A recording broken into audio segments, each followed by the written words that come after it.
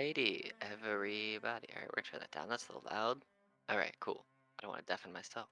All right, well, welcome back to Mateia. This is session number 7, which feels like it's not been that many, but here we are. All right, so last we left off, our group of folks traveled from their location where they had just fought the demon who had turned into a train.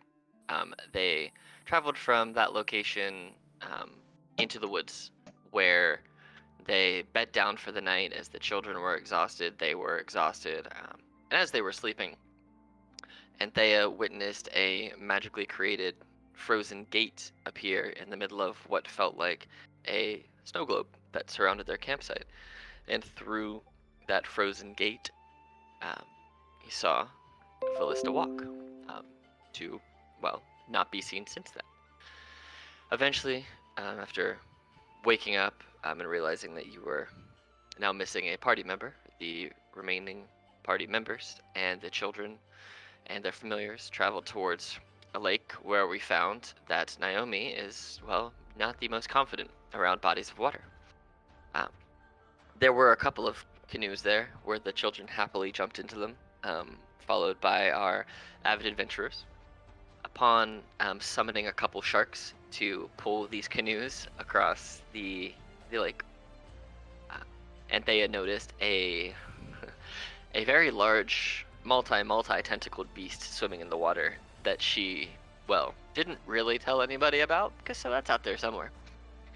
But eventually they made their way across the lake into a very rundown, abandoned, pretty much destroyed town where all the children ran off ahead and disappeared. Through investigating the town, the party found different items of value, gems, jewels, etc., as well as a new friend. Or we're still debating whether or not they're friends, but he seems friendly enough, named Dragon. They learned that the children they were with were actually ghosts of their former selves, and 3 of them were laid to rest at their graves.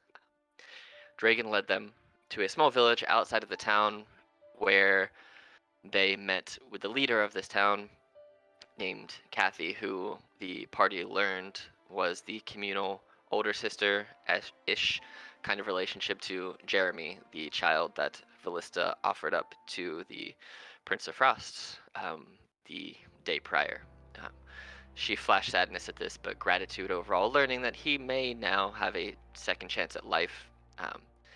They did learn from Kathy that from this conversation that the shadow flu is what was afflicting Jeremy, and that it did seem to persist through death onto his ghostly form.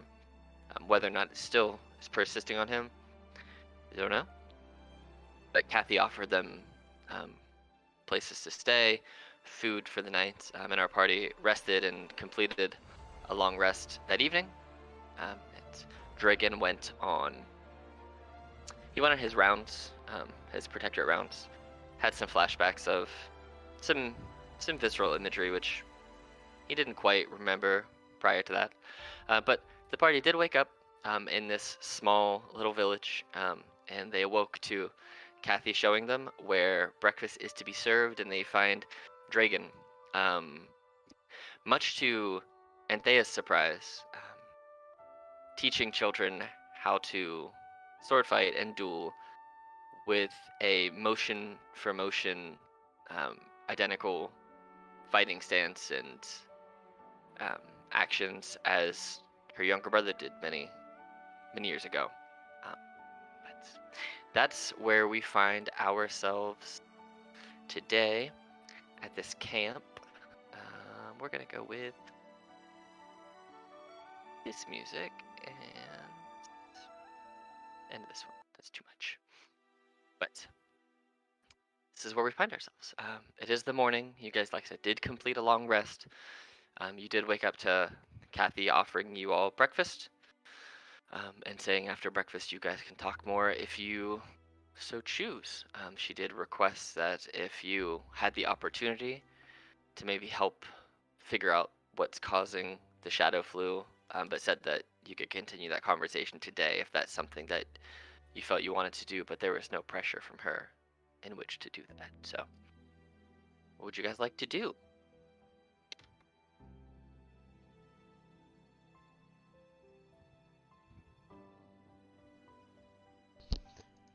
As Naomi gets up in the morning, she would make a point to um, hurry out to assist with the breakfast preparations or distributing of food, and she would make sure that one of the last plates that available is the one that she would take. Everybody else would be settled down and eating and or finishing before she eats. Okay, yeah. They are very, very grateful for the help that you provide to them. All the children line up very orderly and very respectfully, and they get um, their their meals as well as all of the other villagers. And then Kathy motions to you to try to make you take breakfast before she partakes herself. As I think you guys are on this kind of same wavelength, like having that we are the ones who are the providers and the protectors, so others go first. She is looking at you, trying to make you go first. I this being her camp and her insistency, I would take my plate first. She nods and kind of chuckles to herself, knowing what you're doing, but appreciates the fact that you let her insist that you go first.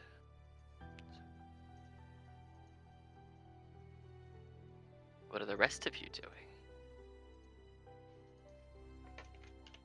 Probably ask her more about this mission. I would say, first you say we had no great sense of overarching goal beyond escape and not get consumed by a murder train. And certainly you've offered us such hospitality, so tell us more about how we can help. And it looks at you confused for a second. Goes, murder train? Train? Yes, let me rephrase. It was like a building. So imagine a wizard's tower, articulated so it could bend, horizontal, and just as magical and just as dangerous. And in this case, it happened to be evil and possessed by never mind. It was bad and it was evil, and it was part of why some of the children's souls were trapped. So it was an experience. It sounds like it was definitely that. Well, I'm glad I wasn't there, and I'm glad you all survived and were able to make your way back. So hopefully the situation is taken care of. But the shadow flu, it if it's the same disease that I think it is, this isn't the first time we've seen it. We've seen it before. We thought we had eliminated it by getting rid of the creator. We kicked them out of town. Quite some time before our town was lost in the attack, which obviously you saw the remnants of that. And she refers to the town where the children are buried that you guys had passed through, where you met Dragon. Years before that, there were a lot more people who lived there other than just the few of us that remain. We had many different jobs and different duties. There was a small school. There were people who dabbled in many different things. We had everything from masons to carpenters to practitioners of magic to people who could heal. We had people who dabbled in natural medicines and sciences and things like that. But there was a younger gentleman at the time. He looked younger, but he was quite aged. He was more elven in nature, so sometimes those of elven heritage tend to look a lot younger than what they actually are, which good for them. But he was of the younger elven age, but still much older than the rest of us. He was a student of nature in the sense that he wanted to blend the natural with the unnatural to try and create new things. He referred to himself as a a scientist, more so an alchemist than a scientist. And initially, it seemed that his goals were lofty, but well, positive. Hmm. He actively tried to. Well, he was successful quite a few times in making small like antidotes and things that would cure small illnesses, like upset stomachs or nauseas or dehydrations and things like that. But he wanted to try and create more curables. He he said he was trying to create things like salves and potions and greater magical restorative imbibements. And I mean, he was somewhat successful, I guess. He was able to create antitoxins and venoms and antipoisons and things like that, but that seemingly wasn't enough. And he started leaning more into the darker side um, of alchemical creations, and he started testing on wildlife and our own flocks of animals that we use to survive. As you see that there are cows around here and some goats. Based on what she's telling you, imagine that they used to have many more different varieties and just larger herds of these beasts that they would use for food and resources and all kinds of other purposes, as a typical larger farming and growing community would have. um, but he started testing on our own livestock and our own resources, and he didn't have quite the same results. Some of his some of his concoctions led to death of those animals and destruction of those resources. And he he created poisons. He then started to get more magically inclined. Um, I don't really know where he got his power from or where he was gaining this knowledge from. He was fairly private in his studies and his practice when he wasn't out testing on people and animals. And once he moved on to what he called the human testing side of things, where he would nobody wanted to volunteer to help him, as they saw that his um, his test subjects weren't necessarily surviving. They were ending up much worse than when he Hmm. started. So it seemed like he was sneaking his creations into the water supplies and our food sources, and different people were getting sick. And after we realized what was happening, it was a little too late. We That's when the shadow flu itself um, had started. We don't know necessarily if it came from one of his concoctions specifically, or if it came from other magics that he may have had. But until he started trying to advance those practices, we had never seen an illness like that. Hmm. It ravaged a significant portion of our town. Um, we we had to call well we had to call some or put out the word for someone, anyone really, to try and help. And there was a woman who came through with another party, not much different in size from yours, but she seemed to be a holy woman of sorts. I don't necessarily recall who she practiced under or who she attributed her worship to, but she was able to use her abilities to cure those of us who had fallen ill. I myself had not fallen ill from it, but Jeremy did. Um, by the time that she'd gotten to Jeremy was when um, our town had come under attack. The healing was not quick. It did take many months of her religiously and rigorously practicing on all of our sickly townsfolk to figure out exactly how to cure them. So by the time we finally did figure out the cure, it was getting much worse. And we did the only thing that we could think to do, and that was well, reject Alistair and his practices and throw him out of town. Um, we we excommunicated him. We kicked him out. We told him never to return. And as he left unwillingly, but as he left under the threat of violence and well death, which we didn't want to do, but sometimes you have to take drastic measures to protect the masses. And Of well, course. he threatened to return one day, and yelled out what I can only assume to be a curse in some language that is unintelligible to me. Um, and he had this weird green aura about him as he said these words. So I don't know. But as he was kicked out and left, and as the holy woman continued to heal the majority of our village, she, for some reason, couldn't cure young Jeremy, or she was working on it but hadn't been able to complete the process. I don't quite know where she was in that, when our town was, well, it came under fire and ended up as you saw.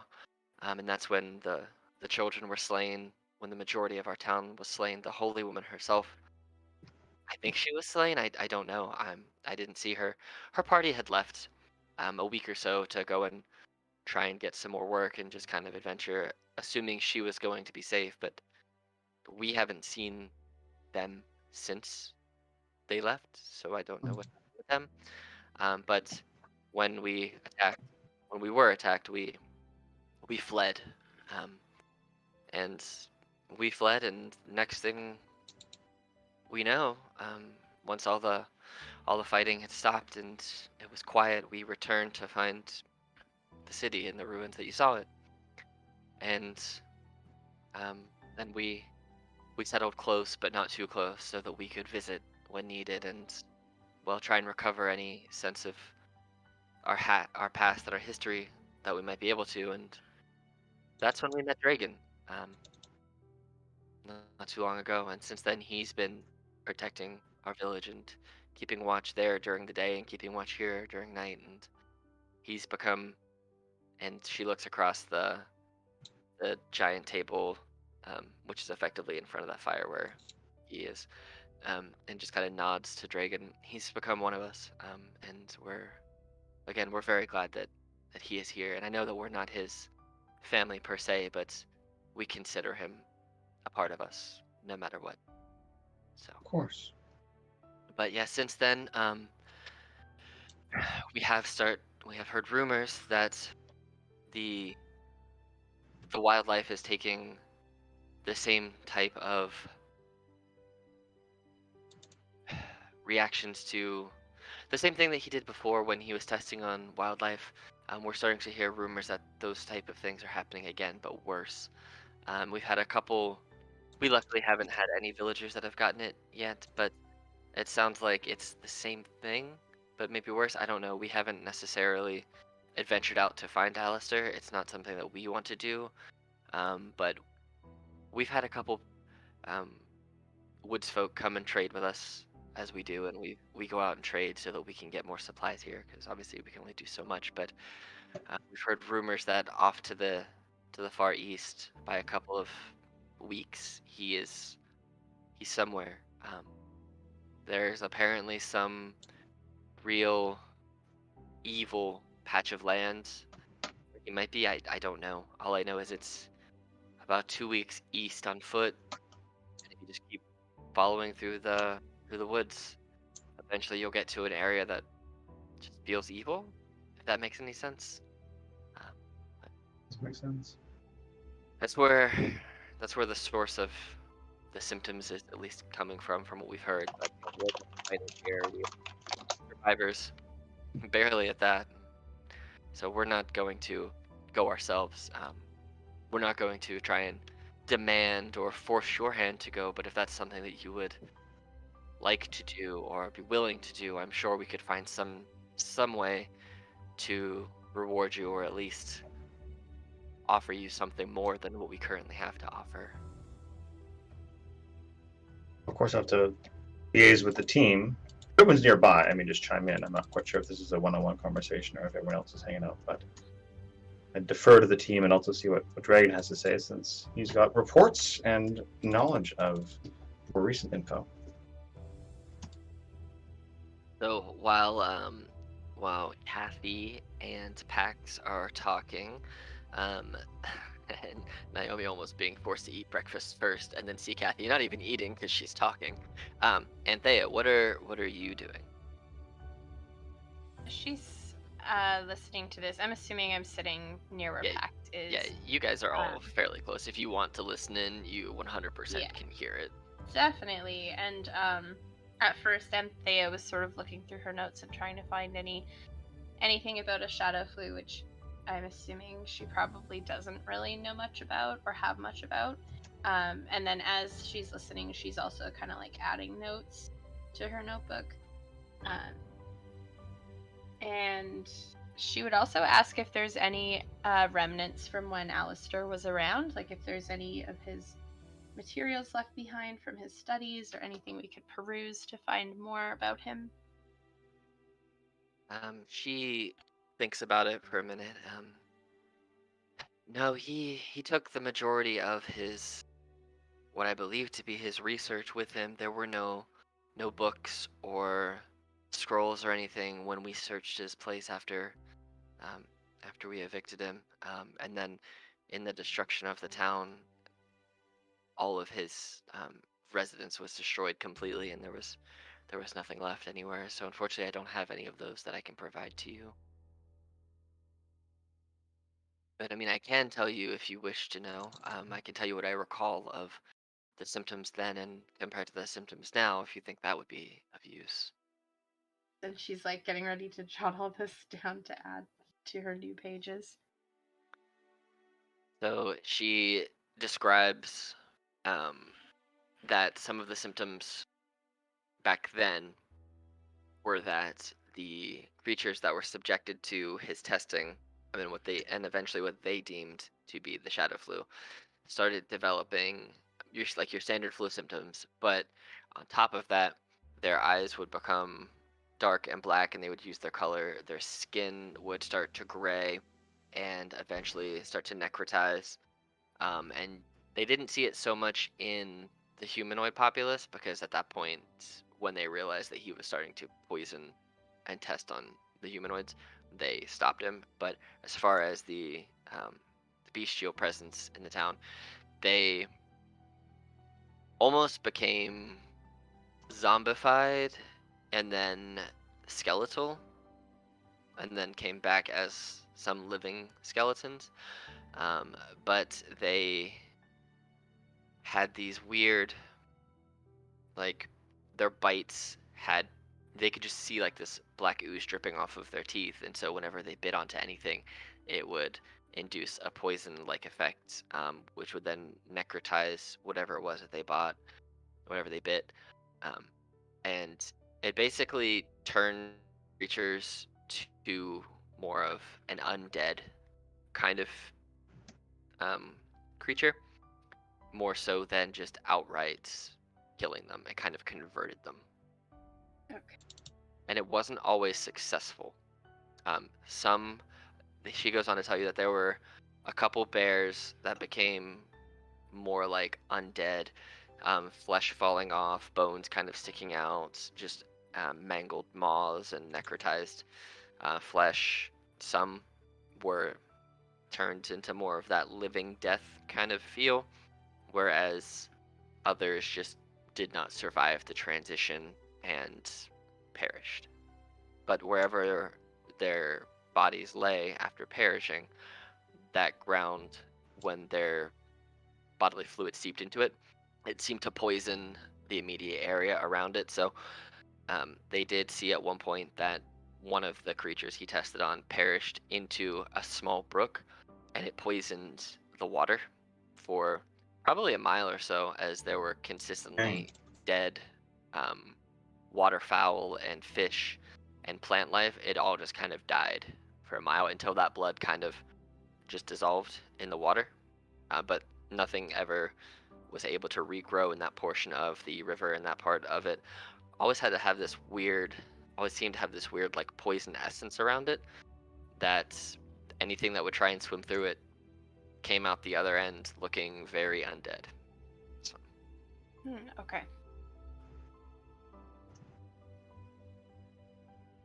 that's what she has as far as information regarding what she remembers and what's being reported right now. And local rumors say things like this have been appearing in the east? Yes. We've heard that they're similar but different in that there have been people that have been converted into like these like amphibious large humanoid creatures, maybe. I don't know if that's the new advancement on his magics or his alchemical creations, but there is the wildlife itself is dying, the plant life itself is changing and dying. But he like I said, he wasn't always that way. He used to want to heal people and he wanted to be good, but something changed. And I don't know what it was, because we always supported him in his endeavors to heal and endeavors to bring cures to our village. Why wouldn't we do that? That's to the benefit of everybody. We encourage that. We encouraged him to be able to heal others, to be able to create concoctions that would be helpful to us and to, well, the whole world. But something changed him, and I don't know what that was. Well, seems we'll have to ask him ourselves then. Well, hopefully you can find him. Dragon, what are you doing during breakfast? Yeah. I would probably at some point like maybe walk up during the like tail end of that conversation. Okay. And look at everyone, but primarily look at Kathy and say,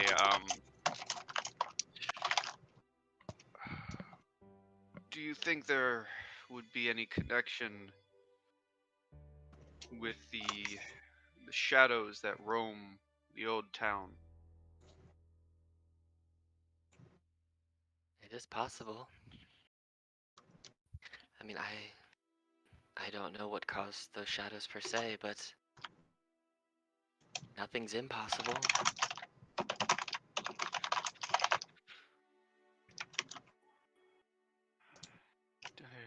I do my best to keep those streets clear, but seems there's another one every day. She nods, yeah, well, at least we know that the children have returned. So, we don't have to worry for them anymore. You are correct. It is very good that they are home.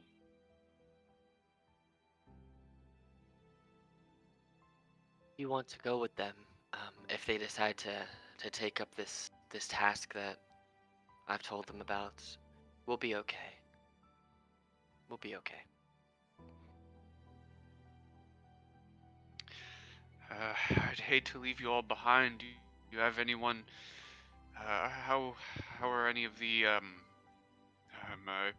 sorry, I've been a bit lax on my training of any new guards. How have they been lately? I'd hate to leave the village unprotected. They've been doing well. While you haven't necessarily been driving them into the ground like a militant leader would as far as training is concerned. And she kind of flashes a look over at you, Naomi. Oh yeah, Bring- Naomi's just Yeah. she just kind of chuckles a little bit and drops some more food to Simon down on the ground, who's just gnawing away at it like the giant derpy mastiff he is. And throws a glance your way, not anything of like malice, just kind of like, I know what you do. The kind of person you probably are when it comes to training. But yeah, while you haven't been training them as militantly as you may have liked, many are now comfortable at least wielding a blade, if it came to it. And we do have those who go out and hunt who use a bow regularly. So we'll be okay. And worst comes to worst, we've survived a full town ransacking once before, so we know how to escape and how to survive. So we'll be okay. Well, that is definitely a good thing to hear.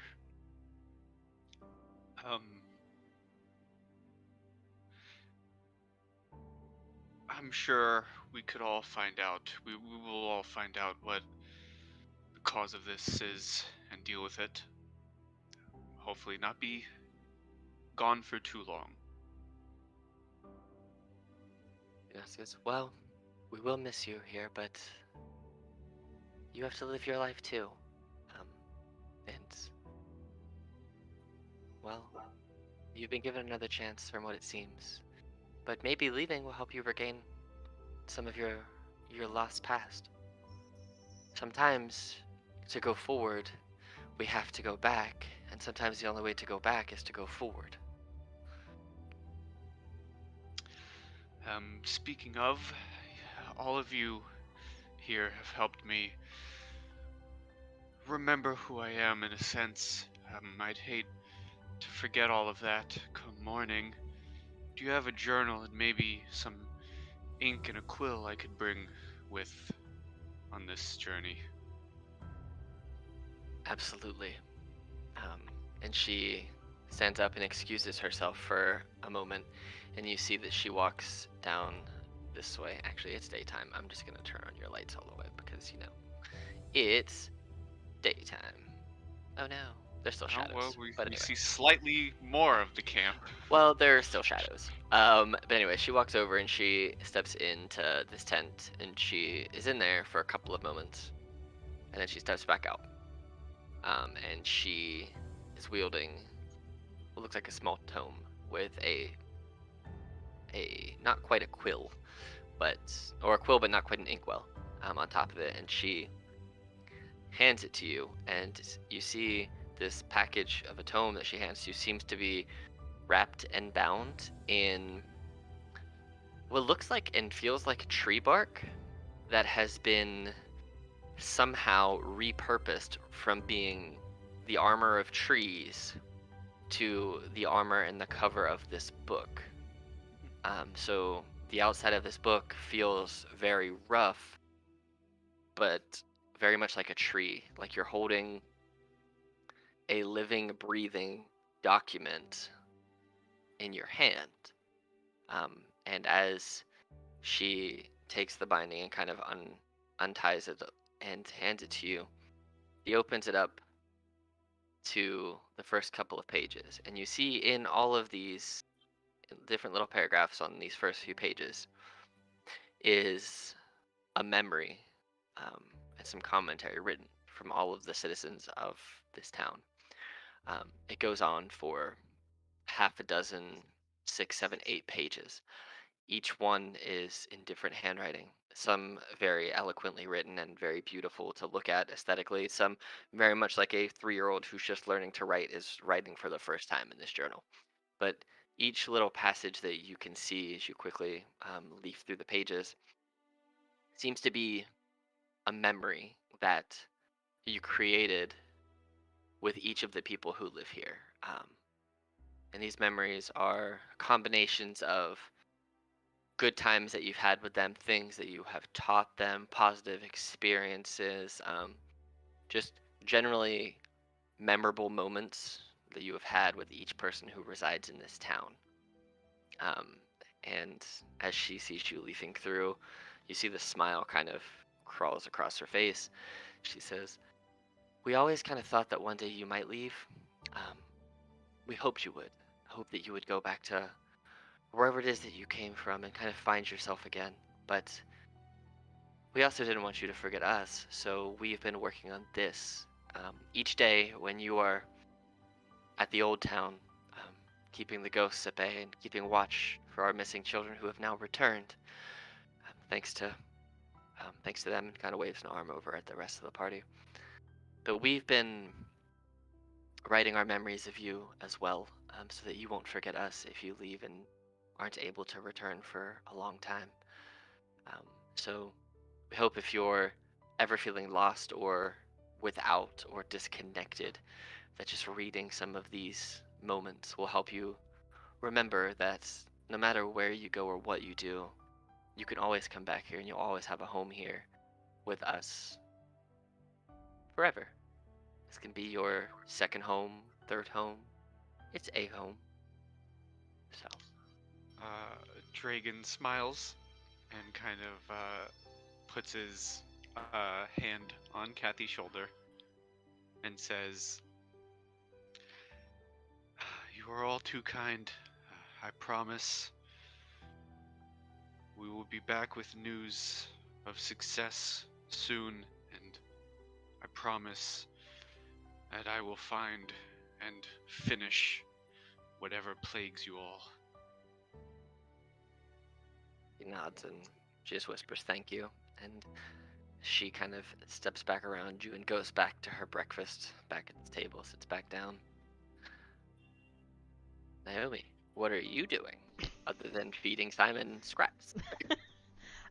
She's watching the entire exchange. But as she comes back and sits down, Naomi kind of pipes up after being quiet for a long time and says, "Ma'am, if I may, I have a question, and it may sound ignorant, but I feel like you are under the understanding, as we've stated before, we are not from here. Where is here? What is the name of where we are at?" Well,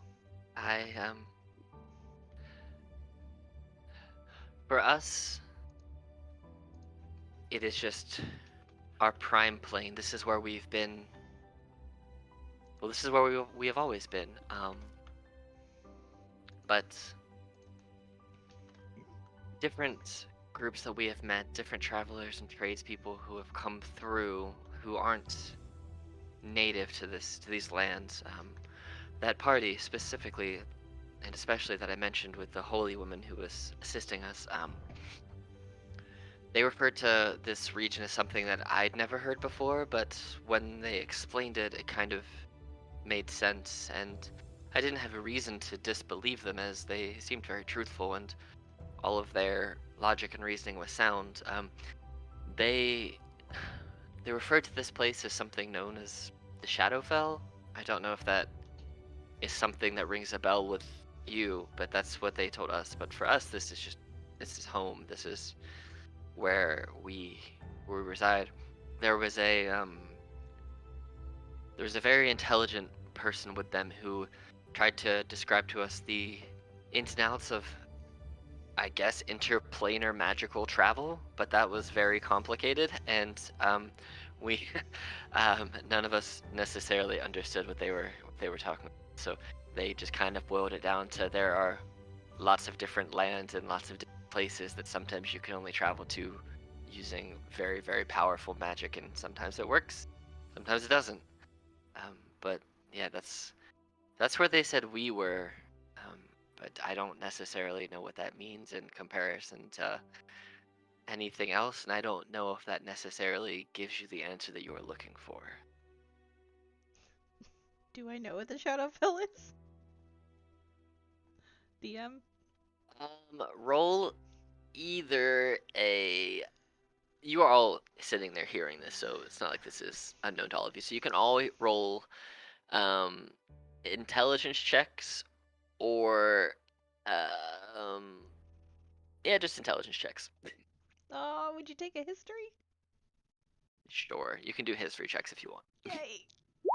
Damn it! Is that for all of us? Yeah. Fought so hard for my +3.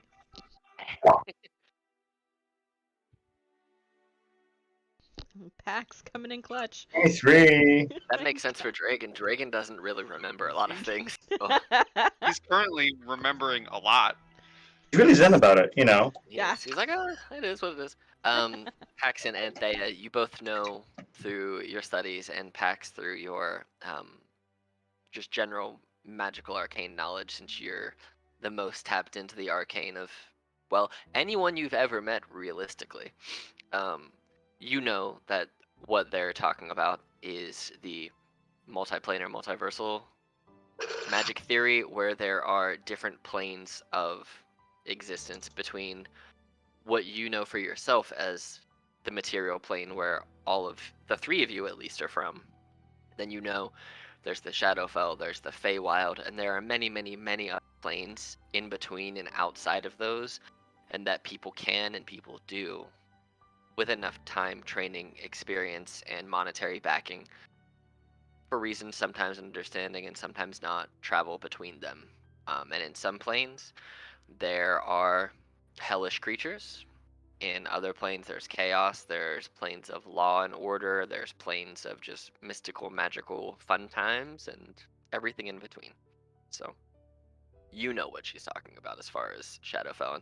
And Thea, you've heard of it before. It's not necessarily common knowledge, but based on your role, it's not uncommon. It's just not something that you've necessarily dabbled in because it hasn't really been in what your goals have been based on your backstory and whatnot. But you know it's a thing that can happen, but you know, you've never tried on purpose. So. And then Pax, with that 23, you will also, thinking about it now and thinking about how you know that people do travel via planes, the portal that you went through when you got here was the means by which you got here. It was effectively a portal that could be used for a multitude of things, in common, depending on different elemental stones and different combinations and magics that were utilized. Remembering now, it could either be utilized as a teleportation circle or a portal of plane shift. Can you imagine in the order that you guys put the stones and the way that you activated it as a plane shift portal when you walked through, and you arrived in your spooky train station in the Shadowfell.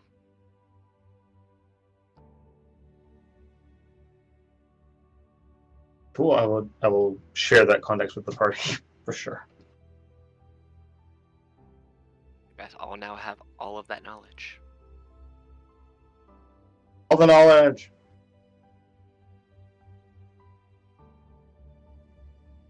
And Kathy just kind of looks at you, Pax, very impressed, and not realizing that you were as smart as you just explained all of this in simple terms that she actually understands this time. It wasn't in like, basically, she was told about interplanar travel by effectively a wizard using very like high educational terms that were just out of her grasp, and you made it so that it was comprehensible by those who might not necessarily understand it the same way. As in my mind, bards know how to communicate with the people that they're in front of, kind of from that performance perspective, so you know how to adjust knowledge to the crowd so they understand what you're trying to put across. At least that's how I like to look at bards, as the knowledge of the people. So basically teachers. Yeah, right? So yes, she understood what they were trying to explain before and nods, and she's like, oh, I mean, I guess that makes sense. Never thought about it, but I don't want to think too hard. I might get a headache. Anyway. Yeah. Anything else you wish to be doing right now, Naomi? No, not really. Probably just offering to help clean up as I finish my plate and kind of give her the kind of like head tilt and kind of a little bit of Fred black brow. Look down at her plate and then look at her like, eat.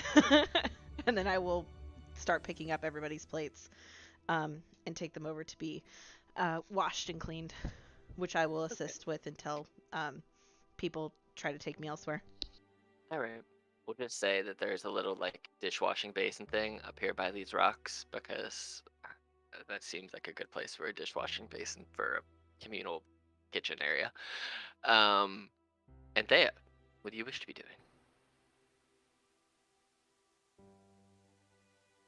I suppose getting prepared for some kind of journey. It sounds like we're mostly in agreement that we need to go and find this Alistair person and also hopefully find our way out of here at the same time. So, yeah, I suppose just gathering notes and kind of tidying up where I'd stayed the night. Okay. As you guys are finishing up breakfast and tidying up, you see that different people kind of try and get your attention to go to different places, just to kind of show you a little bit more around this little village, this encampment that they put together. And I'll just tell you, as far as things that are in this town, there is a small like trade tent that has like your base goods that you can buy and sell stuff at. There's a blade and an armor smith. There's a carpenter. There's a guy or a fisher person who will sell you things related to fishing, since there is water not far from here, and it's another one of their trades that they work in. And there is a herbalist who is kind of like their medicine woman, but also does other things with herbs that they can find in these woods. So if any of those shops or things like that interest you, you can obviously visit those. But if not, if you guys just collectively tell me what you want to do, and we will do it. Should there be any potions of healing on offer? I'm assuming probably not. Other magic goodies? Let's find out. Let's see. I'll roll a D100 and over 50, sure. Nope. They have no potions of healing, but I will say, just through talking to the herbalist and the tradesperson, there is enough stuff that you could get effectively healing salves. Okay. Potions of healing. And there is also enough to put together for a healing kit. I don't know if anybody is proficient in healing kits, or healer's kits, but those are on offer as well if that's something that interests you, that you would maybe want at all. But yeah, they do have healing salves, which effectively, they're, I don't know if they're an actual item in D&D Beyond or not, but they're something I like to just use. So it's basically like a giant foam bandage that you can slap on a wound, and instead of doing the equivalent of like 2d4 plus 2 for a healing potion, it does 1d4 plus 1 temporary hit points, Oh, okay. which is effectively the same. But you can use it at any time. So if you have full HP, but you have like a scrape or something that's bothering you, you could repurpose it as like an icy hot patch and give yourself 1d4 plus 1 temporary hit points, which last until you take a long rest. So they have Those. 2 plus 2. They have 4 of those. So I would buy one for each of us, depending okay. on how expensive they are and if I can afford it. Yeah, they are 2.5 gold apiece. I will spend 10 gold and give everybody one dose. Okay, cool. So everybody has one healing salve that does 1d4 plus 1 temporary hit points.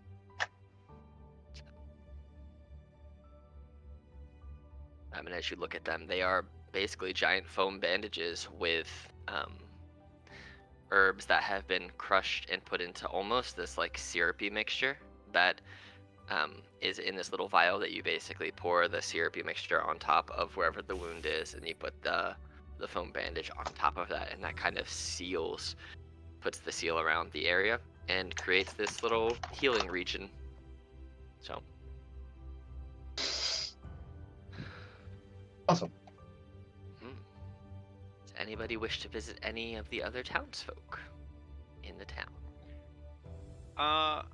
After reading the memories and everything in the book, I probably get up and go throughout the town just, giving my goodbyes to everyone. Okay. And they hit you with not the goodbyes, but the more of like, see you later, see you soon. That's how they kind of respond, because they don't really see you as leaving permanently. And even if you don't come back for a long time, they very truly believe they will see you again. In this life or the next, they believe they will see you again. Love it. Naomi and Thea, anything you guys want to do in the town? I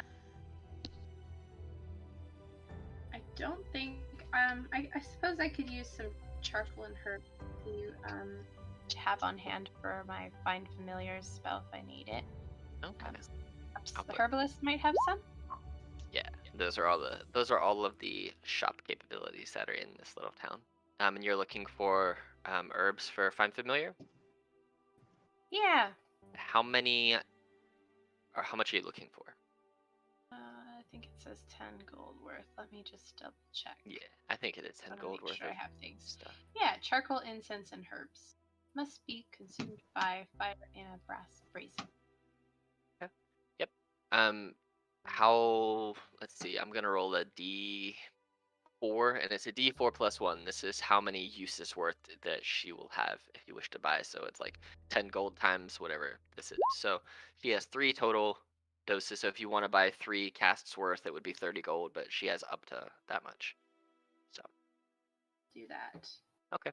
As far as like components for that spell in particular, you can make the charcoal yourself. You can find the herbs yourself because of your class and your background and whatnot. The only thing you really need to buy is the incense. And you can get that from like a herbalist or a religious institution or a cleric of sorts typically, but you can find, if you're in anywhere that's a decent forest, you can find the herbs that you need. And you can just make charcoal. Anytime you guys make a campfire, you can just collect that charcoal the next day, and you have charcoal for that. So, Cool. just so Okay. you know. Wait. And if you want to look Okay, for incense at I different times, we can probably figure out a way to mechanically put that in there so you can go on the hunt for magical incense. Cool. I will take 30 gold for now, though, right? Yeah. So just take 30 gold out of your inventory, and you can just add in 10 gold worth of however you want to describe that in your inventory. So, but you have 3 casts worth of Find Familiar, however you want to do that. So, Naomi, you finish up doing the dishes and helping the townsfolk post breakfast. Anything else you wish to do? I would like to visit the blade and armor smith. That you make your way. We'll say that they're over here. Sure, Okie dokie. I like that one. They're over there. Perfect. Simon's with you too. And you walk in. It's more of just like it looks like a tent. It's not super huge inside, but you do see that there are a few weapons and some armor, and you see kind of through a little slit in the back of the tent there is an anvil out back, and he's got a small little forge kind of built into this. There's a rock right there. It's kind of built into that rock right there. Oh, little hey, forge. look, rock. I know. I didn't even realize that rock was there before I said that was the thing. Good call me. Self high five. Yes. Yeah. He just looks up at you. You've seen this. You've seen him. He's seen you at breakfast and throughout the shift. So he just kind of waves. Says, can I help you? Hi, yes. I was hoping you may have a sharpening stone. Oh, as I like wish a to- whetstone? Yes, a whetstone Oh. and a good polishing cloth. Oh, yeah, absolutely. Is that all you need? Yes, I like to keep my, and she kind of like gestures. She kind of like shakes her back a little bit, and her glaive kind of moves a little bit. She's like, I like to keep it sharp, and it's also kind of meditating, if you will. And I haven't done it in a while, so. Okay. Well, how many would you like? How many do you have in stock?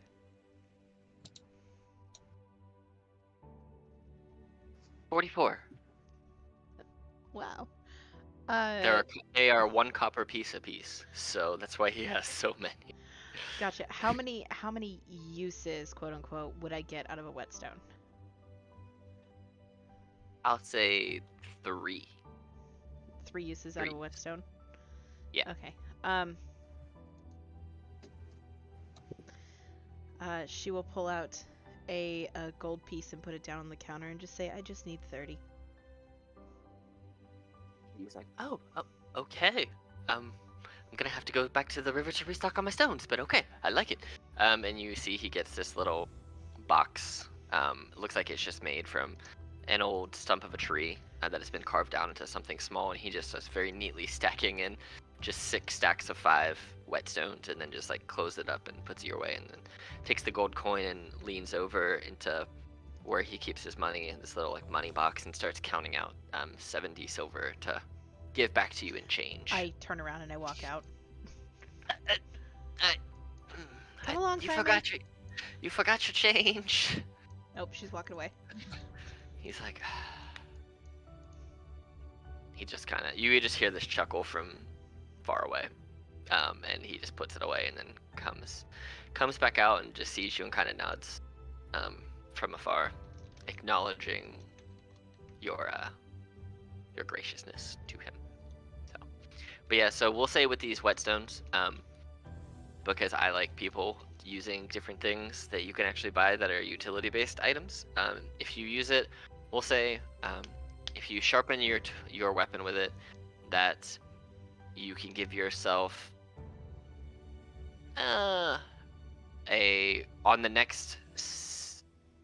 for the next, it's gonna be weird because it's gonna give you a bonus to either attacks or damage, but for like a specific period of time. Can I Um, can I pitch an idea?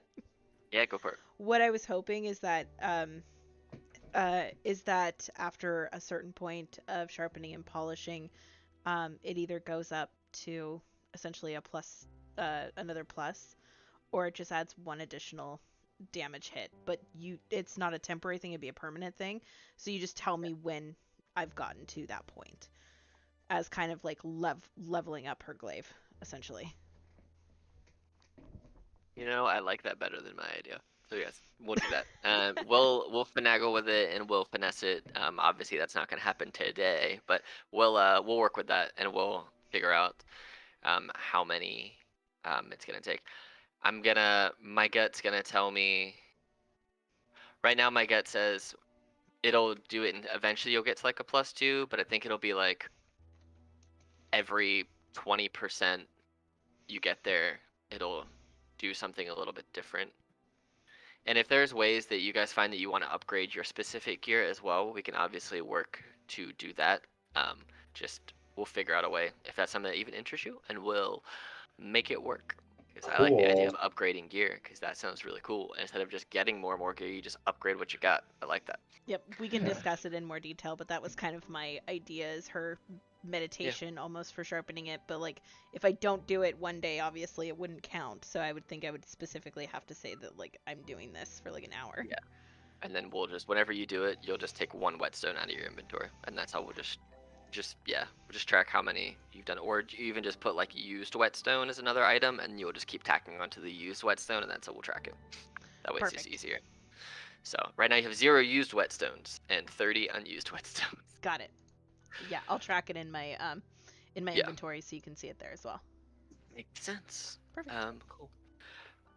So as you guys kind of recollect yourselves and kind of Dragon gets done talking to all the people in the town, Naomi finishes up what we're doing. Is there anything specifically, Pax, you wanted to do post breakfast? No, I don't think so. Okay. So everybody, you're all very aware of the conversations that were had earlier, just because it was all at the same communal table. So now you can determine whether or not that's something you want to do, or if you want to go do something completely different. But that is the option that Kathy presented to you as something that they would like you to do, but obviously it's not a requirement or anything like that. It's just something that's there. So, what do you want to do? Off to quest, folks. What do we think as players? I think we should go check it out. I agree.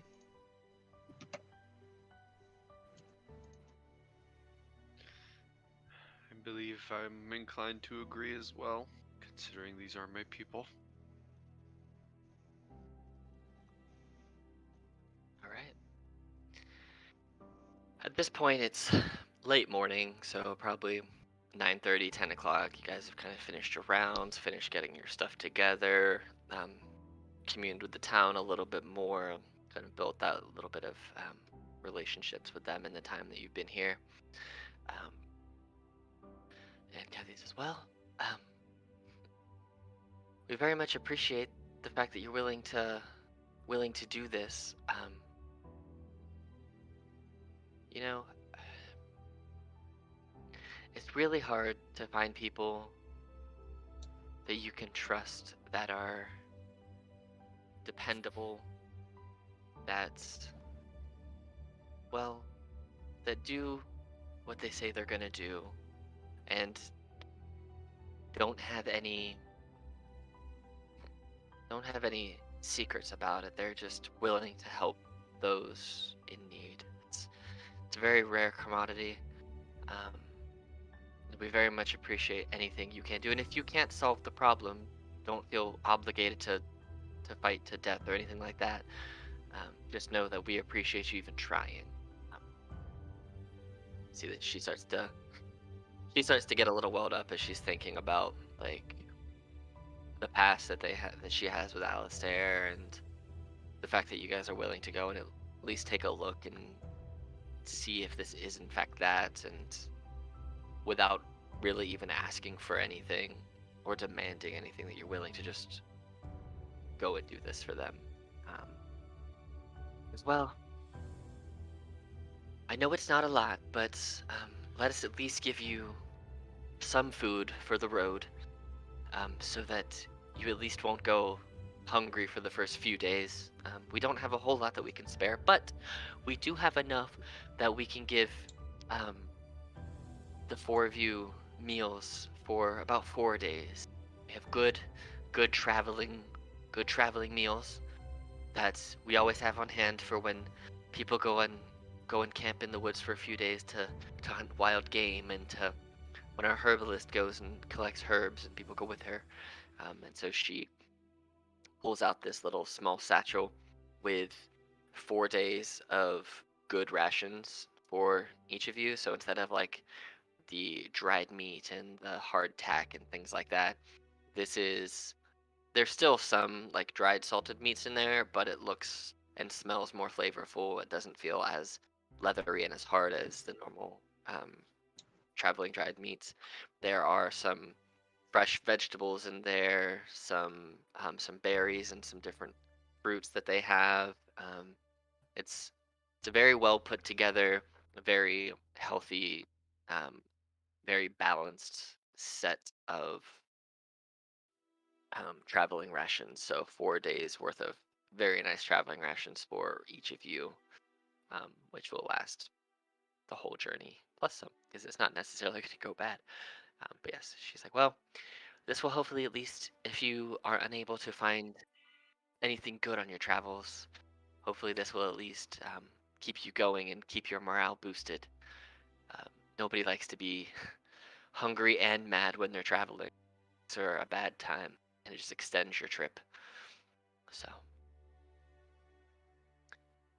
Thank you very much. and all the children of the village are like running up to try and get Dragon to teach them more sword fighting, and Kathy's trying to like wave them. They're like, Mr. Dragon, Dragon, Dragon, and they're like, they have their wooden swords and they're all like trying to like swing at you, and then you see the oldest of the children, who's probably only like 9 or 10, kind of stands in front of them all, and like the commander of a military says in a booming voice, halt, present arms. And you see all of these kids in unison kind of stand in a line, click their feet together, and very recognizable to you, Naomi, they all take their sword and they put it across their chest, and then they hold it up in the air and salute Dragon with these wooden swords. And then he says at ease, and they kind of put them away, and then they all run away to continue playing. Dragon just has a smile on his face and would look at Kathy and pull something out of his bag and clutch in his hand and kind of take her hand and place it in hers, and say, I promise we'll be back with news of our great success and finding out how to stop the disease that plagued the children. And I kind of, once again, clasp her hand and let go. And in her hand would be a little symbol.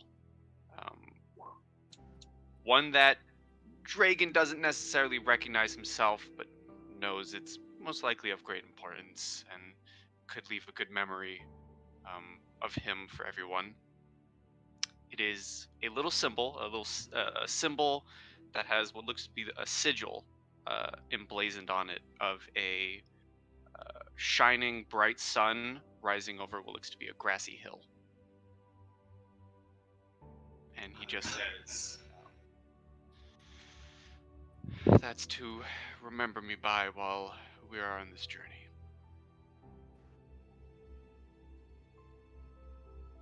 He nods and says, I don't think I can ever forget you, so I hope you come back soon.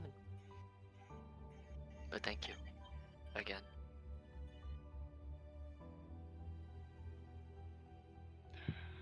And she looks to... I'm just doing what's right.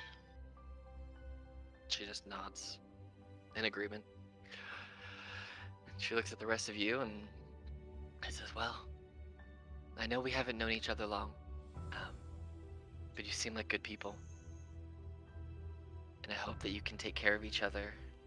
And again, I thank you for bringing the children back to rest.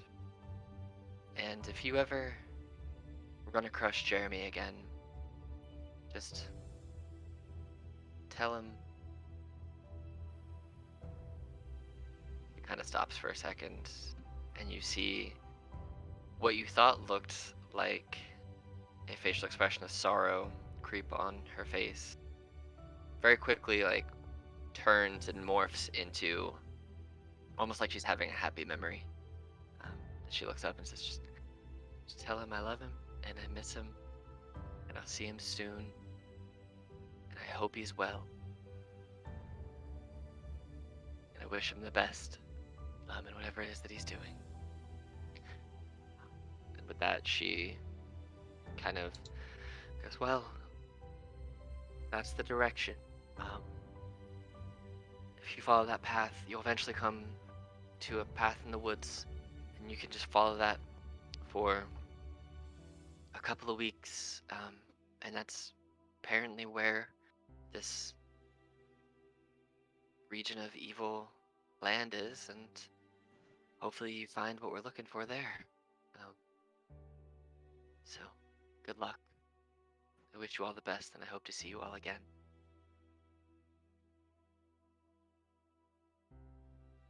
And she goes to turn to walk, to go take care of whatever it is that she has to take care of for the day. She kind of starts walking this way. As she starts walking away, Dragon would kind of just shout out, Kathy, just one more thing before we go. Yes. And he would walk up.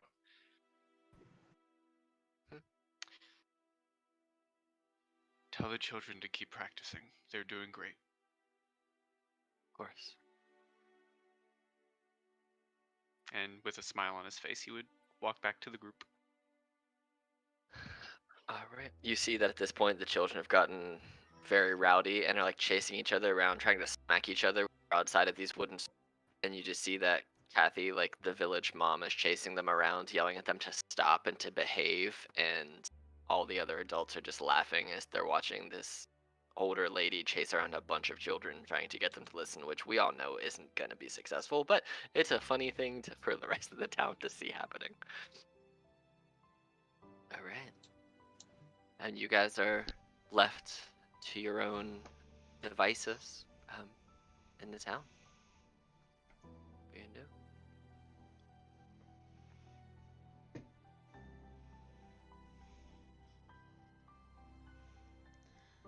I'm ready to depart when anybody else is. No pressure, no rush. Likewise. Max is prepped and ready.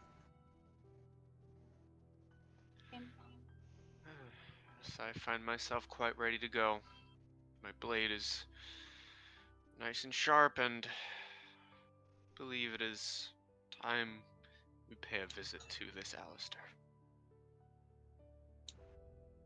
Okay. So as you guys leave this encampment outside of the town where you laid the children's ghosts and souls to rest, with the goal of finding Alistair. We're gonna go ahead and take a break right here. Break time! That is a great idea. Yay. 10-minute break? Works for me. So 5 till. Sounds good. Alrighty. Be back on the 55 mark.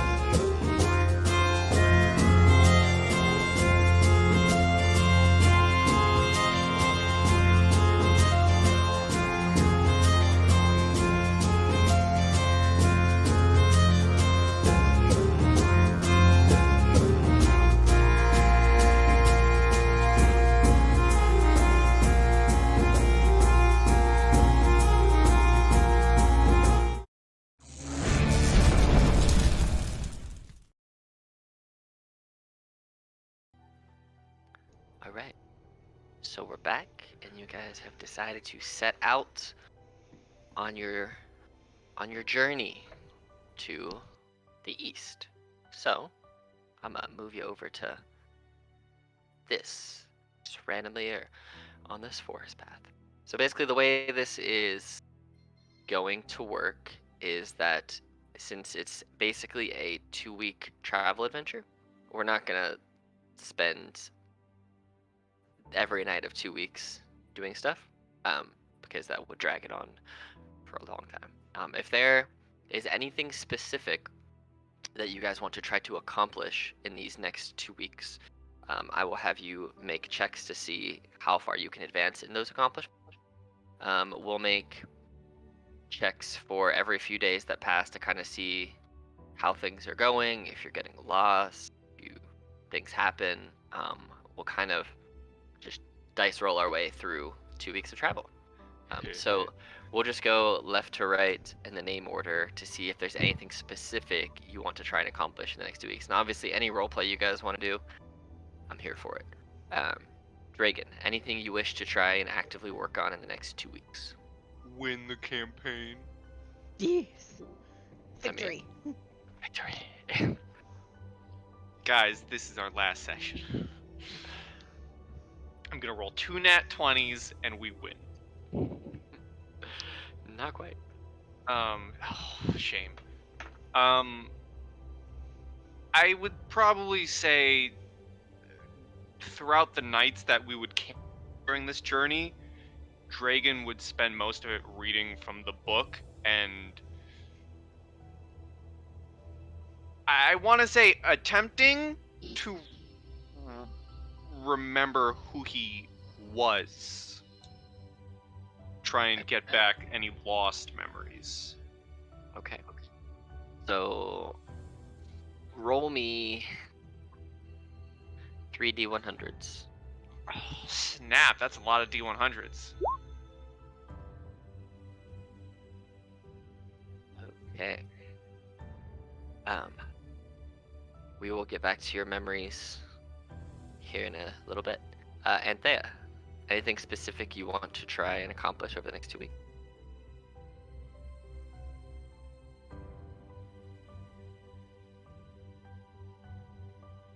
Aside from like putting together notes, which she already kind of did before she left about this shadow flu, maybe if she has any books she could try to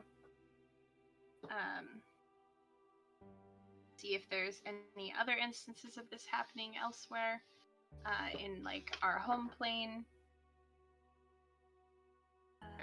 Yeah, I don't know, aside from just research and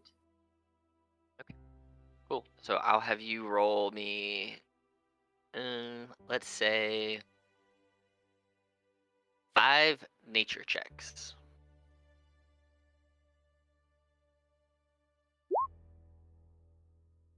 Okay. See how many nat 20s you can bust out.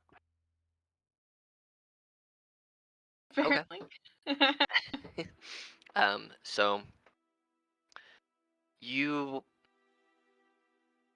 haven't necessarily heard of or seen yourself the shadow flew on your home plane, but it is similar to other types of illnesses that you have seen.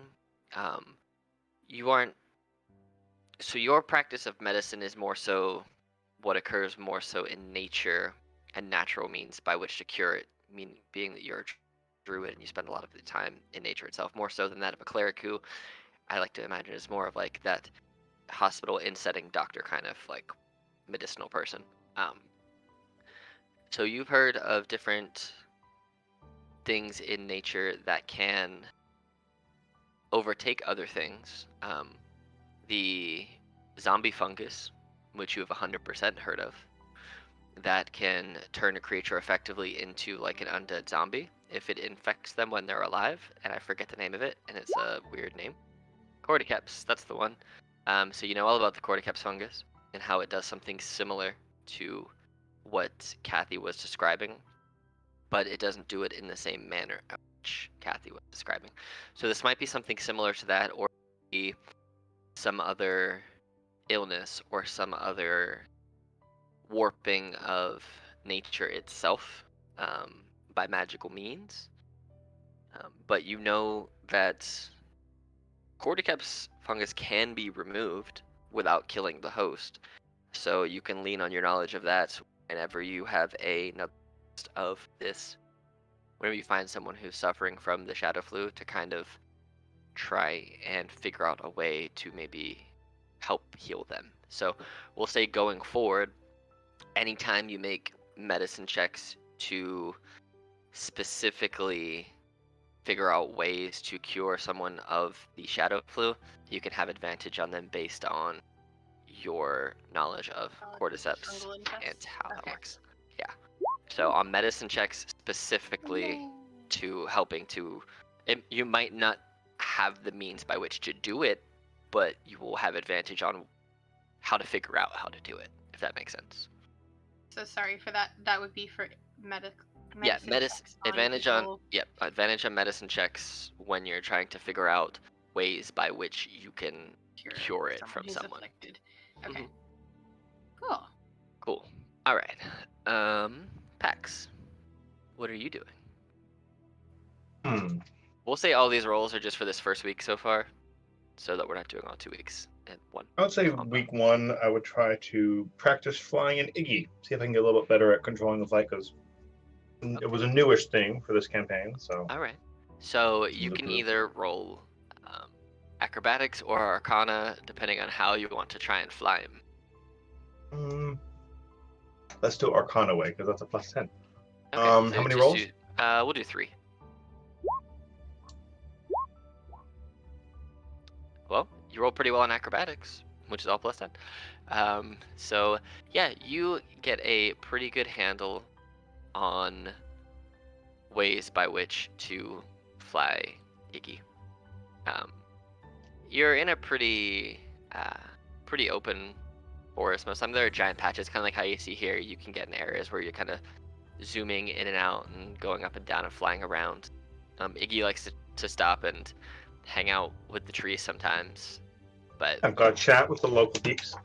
yes, he's got to chat with them, figure out what's going on, see how things are going. Spill you the know. tree Maybe tea. he's checking his tree mail. He is checking his There we tree go. mail.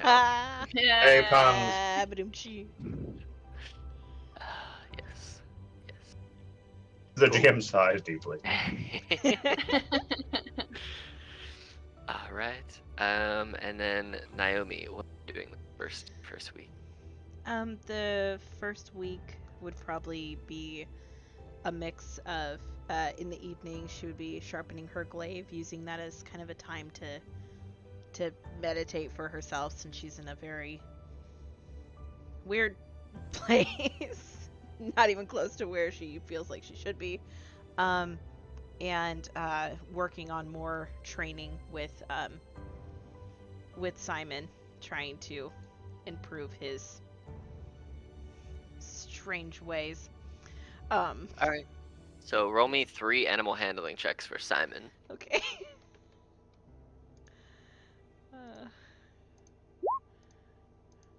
That's fair.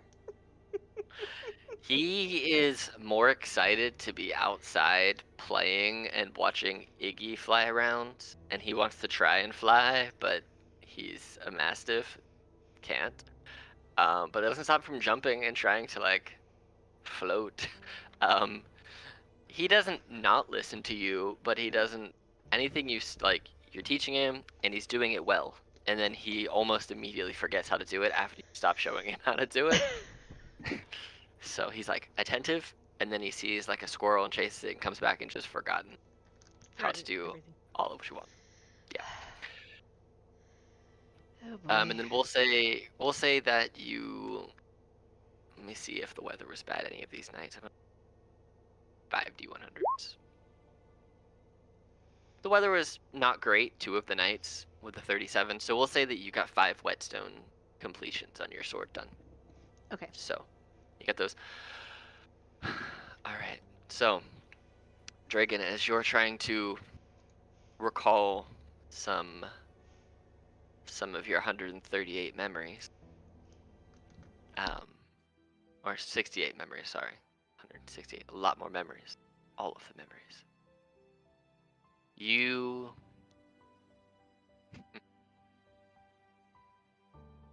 Oh, I like that remember laugh. you remember one of the nights, as you're kind of sitting there looking at the fire, just when you're on watch, late into one of your shifts of watching, you see that um, the fire kind of goes from an adequately sized campfire to almost a low, slow burn. Um, and inside of it, you see some some shapes start to take form. Um, and you're kind of staring, and every now and again, you get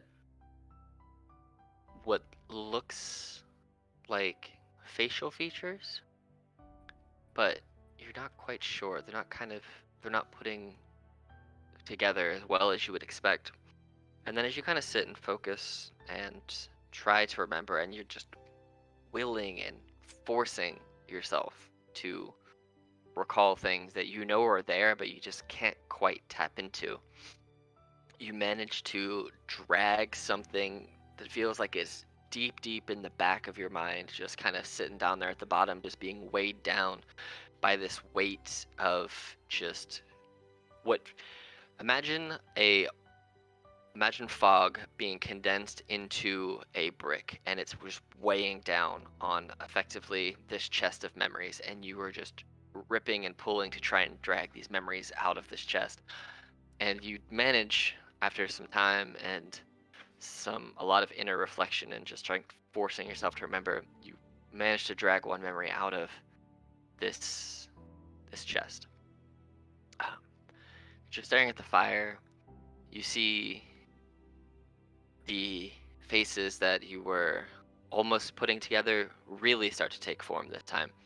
And you see that the fire itself almost molds into two young girls, um, who you recognize as your children. Um, as you look, the fire itself doesn't necessarily add color or depth and contour to the facial features of them, but you know immediately who they are. You know your children. You know your daughters.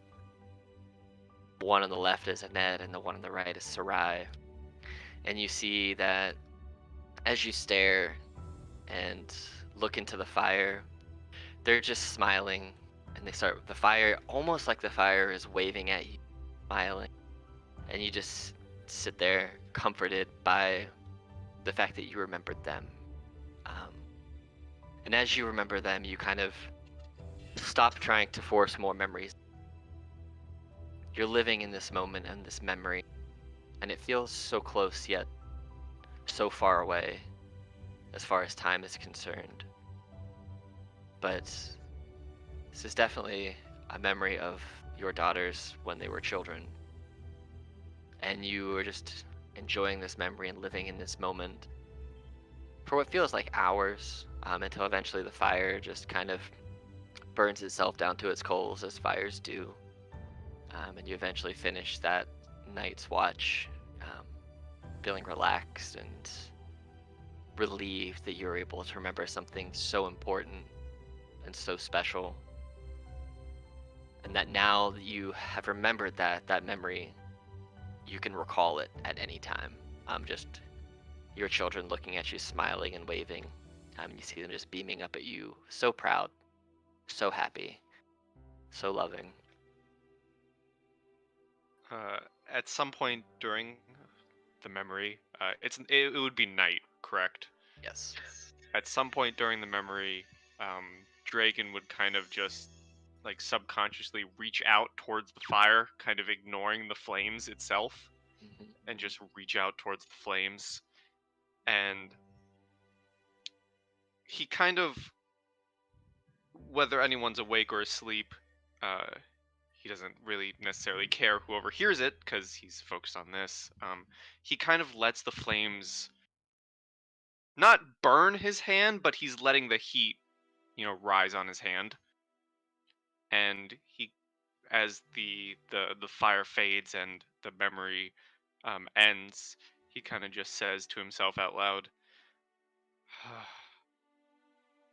"The warmth. I can finally feel it again." And kind of just grasp his hand with his other hand and just kind of stare at it as the memory and the fire fade. You fall asleep, waking up on the morning of day 6. I need you all to make perception checks. Perception. Damn it. Wow. Come on, Hey, man. Patrick. It's all up to This you. Is not performers. Oh, thank God! Somebody's paying attention. As Very you slowly, guys- but very intently at the end. I'm like, do do do do. right. And then As I'm you like, guys, point! As you guys all wake up in the morning, you guys are all just kind of still groggy. Dragon, you're awake, but you're laying there with your eyes still living in that memory from the night before. I'm just enjoying that since it's back to you now, and your hand still stinging from the burning of the fire, but something you're not upset about. Pax, you kind of wake up a little bit before everyone. You're looking around, just generally keeping an eye out as you see everyone stir, and you hear off in these trees something sound very loud in the tops of the trees, and then you hear not far behind that like almost a yelling and a grumbling. What languages do you speak? Common, Elvish, and Sylvan. Apparently, he also speaks gibberish. I mean, everyone should speak gibberish. It's the perfect language. Exactly. So you don't understand what you're hearing, but you're hearing aggressive yelling from multiple voices, all in the same language, it seems like. Hey, I'll shake everyone. I'm hearing aggressive languages, and I mean aggressive voices in different languages. Did anybody... I mean, I could just look. What languages does everybody speak? Okay. Hold on. Okay. Wow, you all speak very similar languages. Okay. So as Pax is waking you up, like bringing it to your attention, you guys hear the yelling even more. And you see a giant rock come flying across this way into the trees, and out of the trees comes jumping and smashing this giant ape. And then chasing this giant ape, not far behind, this giant ape is actually jumping and running this way. This thing that you now know what it is that was yelling and chasing and throwing things at this giant ape, almost like it's hunting it, is this giant 3-headed monster. And they're just running at you, charging anger and hatred in their eyes. I need everybody to roll initiative. Shock, horror. Oh no. Do any of us Smiley understand face. what it's yelling? Sad face because he's. not No, nice. because nobody speaks giant. Oh, okay. Click on So- token. Oh man, remember? Click Oh, on- Oh. Why you got put sad face on my diatroll? yeah, no one ever takes remove it. giant as a language except for me. Editorializing. It's a useful language. Which music did I pick for I- battle? I like this one. I'm using it. I beg to differ. I think I have a random PC that speaks giant, and I honestly Then think you'd it's be easy. like- You would be like the second ever person, I think, who has giant, who No. isn't me. Nope, she took orc. Never mind. I thought she Okay, took well giant. then I still remain the only person to ever have used the language of giant. I take that back. Pan is a furbolg and she speaks giant. Two people. Two people. I took the language though. Oh, You that's just fair. start with it. So, this giant ape charging out of the trees, running from this giant monster, it's just gonna try and run and smash its way through the things that are in front of it.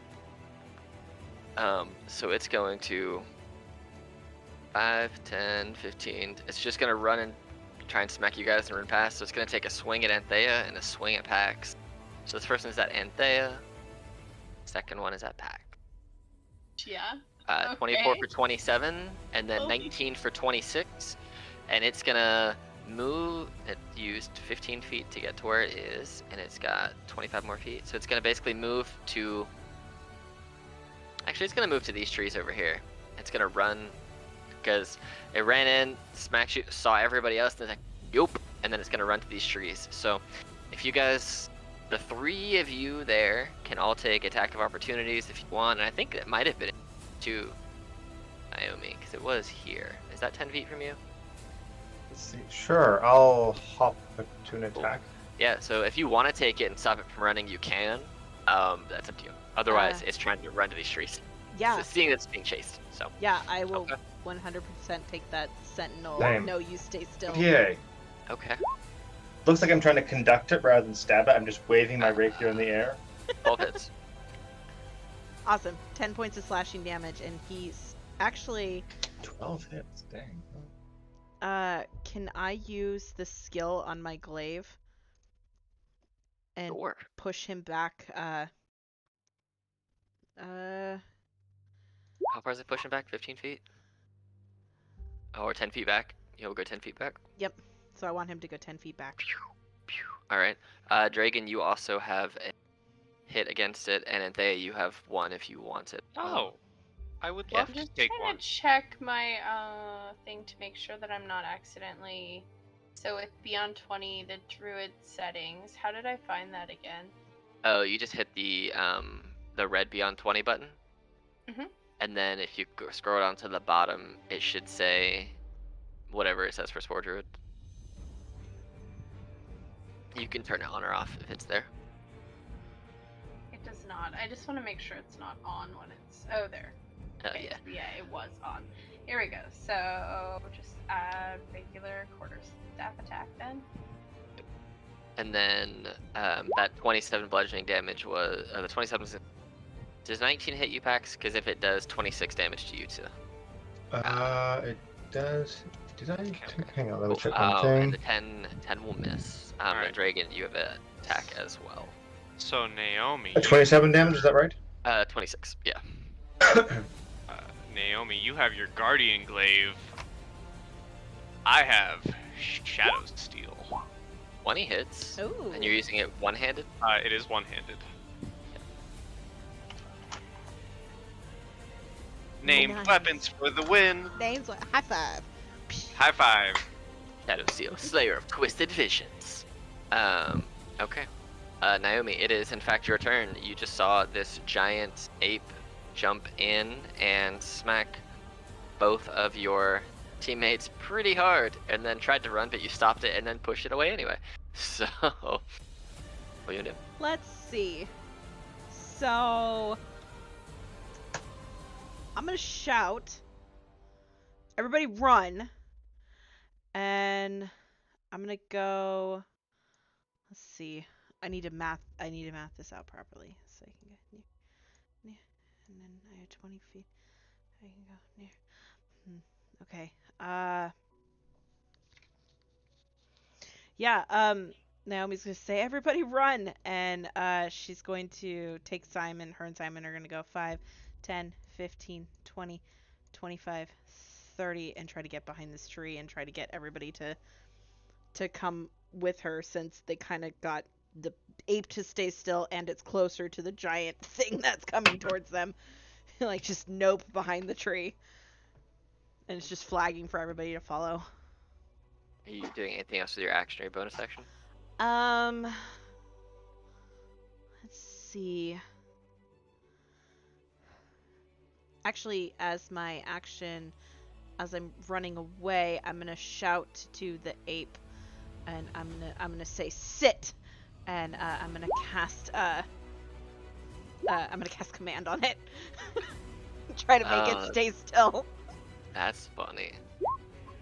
Yeah, sit on its turn. If for some reason the thing's not there. We're gonna make it have arrows in its back, so it's gotta sit. Okay. Reagan.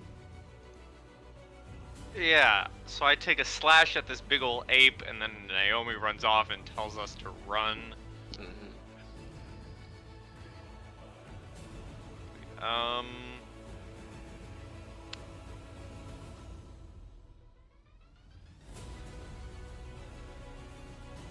I mean, just general question. Just from what I know, I mean, I have my own armor and everything. It's not fancy of armor. Naomi very clearly looks like, you know, high military. Yes. Okay.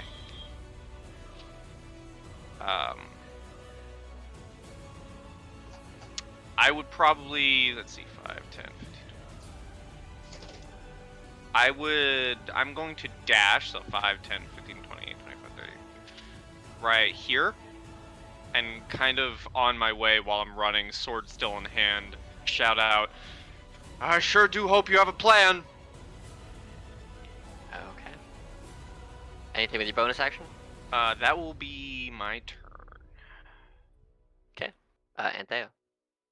You see this giant ape just kind of looks stunned for a second, almost like it doesn't know what it's doing, and it's just kind of standing.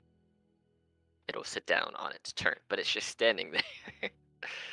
Can I glance over at the giant? Does it look like it's focused more on the ape, or has it spotted us as well? So it has 3 heads. So one is focused on the ape, one is focused at yes. you and Pax, and the other one is looking toward.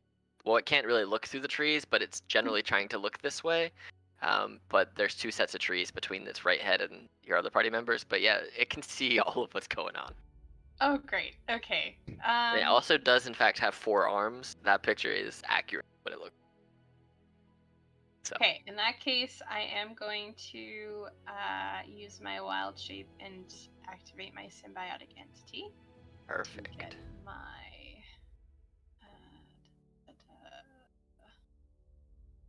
yeah, so let's do that because more health. More would be HP is great, the so best that's HP. 40 temporary HP. Okay, Damn. sorry, just added that. Double your HP right there. It's it should be plus 40. Yeah, it's 4 times your level. It's beautiful. So yeah, I love it. Okay, so I have that, and then I glance over at Pax and see he's also taken a big hit. So I would like to bonus action. Poor Pax, we both just got smashed by this terrible, terrible ape. Let's just do a nice high level healing word. How's that? Let's do 4th level just for funsies. So 17 for you. Nice. Nice. Okay, and that's, I believe, all I can do. You have your movement still. Oh, yes, sorry. I would like to move away. That was very bad. Can we say I was here? I was kind of in the middle, but yeah, you're fine. Yeah, you can move to wherever your movement will allow you to go. 30, okay. Can I move through Iggy? Is Iggy flying? You can move right past him, it's no problem. Okay. You just can't end in his spot. So I didn't think you were going to. Okay. We'll book it behind this tree. Alright, Pax, it is your turn. Hey. So Anthea's still pretty hurt as well, yes? You guys are both. Points, I'll be okay. Yeah, she just got 40 more hit points. So. Okay, cool. You see the spores grow on me, and it looks like I'm a little more. I like to imagine you have like a full set of mushroom armor on you. Yes, basically, yeah. It's cool. Well, since Naomi has called us to hide, I think I will join her in doing so. I'm just looking through options. These aren't spellcasters, so my silence trick may not be super effective. So I'm going to go Actually, I'm gonna reverse the order.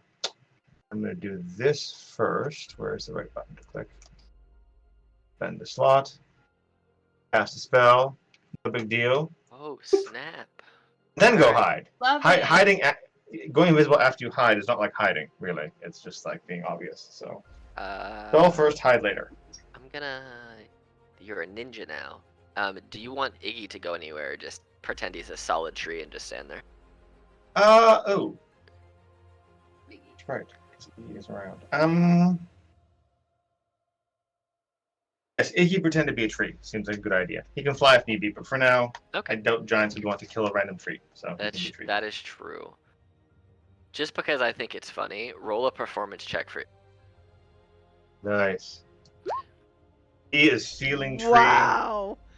Iggy is the treeest of trees you've ever treed. So, Iggy just like, if you didn't know he was a living tree, he's just a tree. So, Iggy be a tree. Alright, so this troll, seeing you all run away, it sees its first prey, however, closer to it. So it's going to run over to this giant ape, and it's going to unleash a bite and 4 claw attack. Here's the bite. 15's gonna hit it, and then 4 claws. 1, 2, 3, 4. Well, they all hit except that last one, because natural ones miss. So it gets. That's 19. It takes a total of 68 damage from this troll. And I think that is. It's a troll. I'm so glad I took chromatic orb. Yeah, choosing damage types. Yeah. And it's going to roll a. No, it has 3 heads. It can see where some of you went. Well, it can see Anthea. It can't see the others who are behind a tree right now, because the only one that would be in the line of sight would be Pax, but you're invisible. So, and the other 3 of you are behind a tree. So it sees this mushroom-covered Anthea because it saw you before. So, there's that. Oh, you want? For Oh, recording. That's the only reason she's there. You're cool.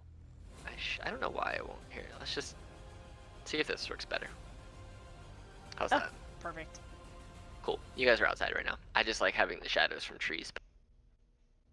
Anyway, this giant ape has to sit down on its turn after just getting demolished by this 4-armed 3-headed down.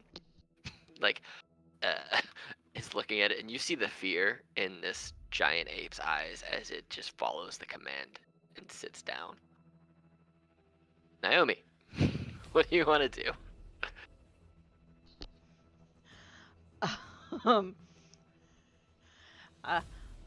Snack's still there. We can still run. That thing hits hard. And I kind of like look at the. Well, I don't see Pax next to me, but I look at Dragon, and I say, we can fight or we can run, but we have a chance to run.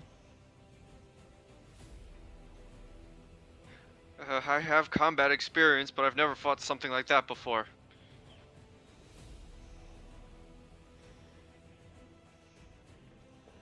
Man.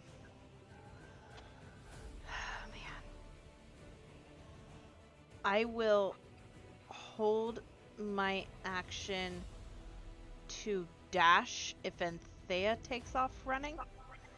But I would like to do something else with Simon. Okay, what do you want Simon to do? Okay, I want Simon. Let me open up the massive sheet because I may have to use that. I want Simon to use his 40 feet of movement to run out here and try to persuade the troll to follow him and then dash away.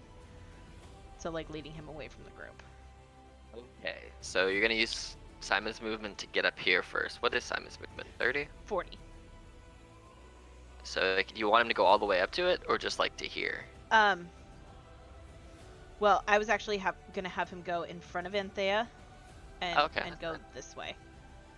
Oh, so like there, and then just basically keep running like this and just run this way? Yeah, and take him that way in like southish. Okay, so we'll say that about right here, that he can roll a persuasion and see what happens. Dramatic Simon. It'll go against their insight Oh! check. See, Why does he have a -2? I know, he's such a derp. He doesn't deserve a -2. so we'll do an insight. We'll do an insight check, and if it's less than 7, he'll likely believe Simon. Wow. All right. Well, Simon can take off running. He can't go anywhere until his next turn, so he can take the rest of his 40 feet of dash movement. Yeah, so essentially Simon's gonna go this way and try to take him Yeah. south while Okay. while basically Naomi's flagging everybody to head north. So basically Simon's going one direction, they're gonna go another, but still continue the path that they're gonna go. At least that fails. That definitely. Anyway, all right. Dragon.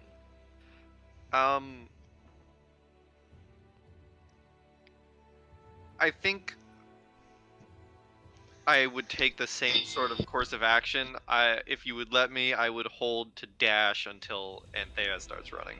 Just following in Naomi's lead because she is the military person, whereas I'm kind of just a guard of a village. There's I hope Anthea goes into melee combat with a dire troll and you all chase into that. We all just run Start into that battling too. it. I'm just kidding.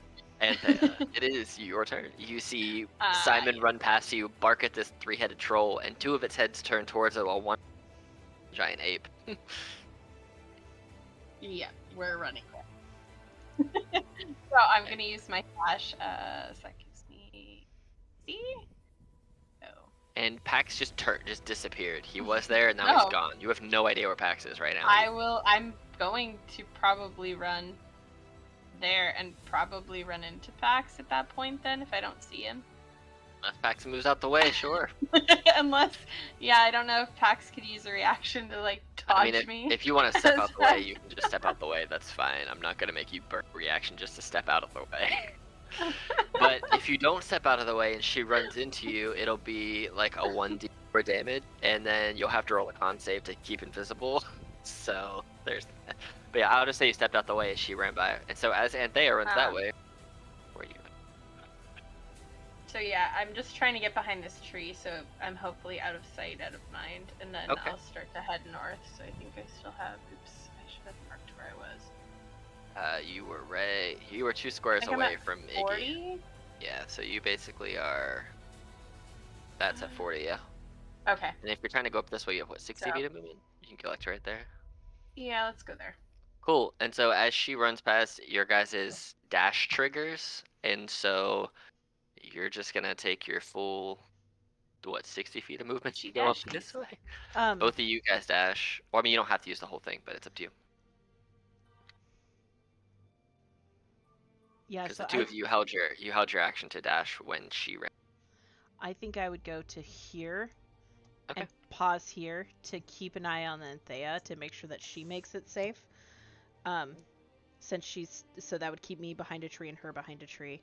But that's what I'm watching for Anthea to get past me, because I have no idea where Pax is. But Pax is smart and knows magic, and I only know minuscule magic. So I'm like, he does magic stuff, he's fine. And I'm kind of just following lead. I would also rush behind this tree. Okay. All right, Pax. You see all of your team just run past you, not knowing that you're there. You stepped out of the way and trampled by Anthea, but they all ran. What you gonna do?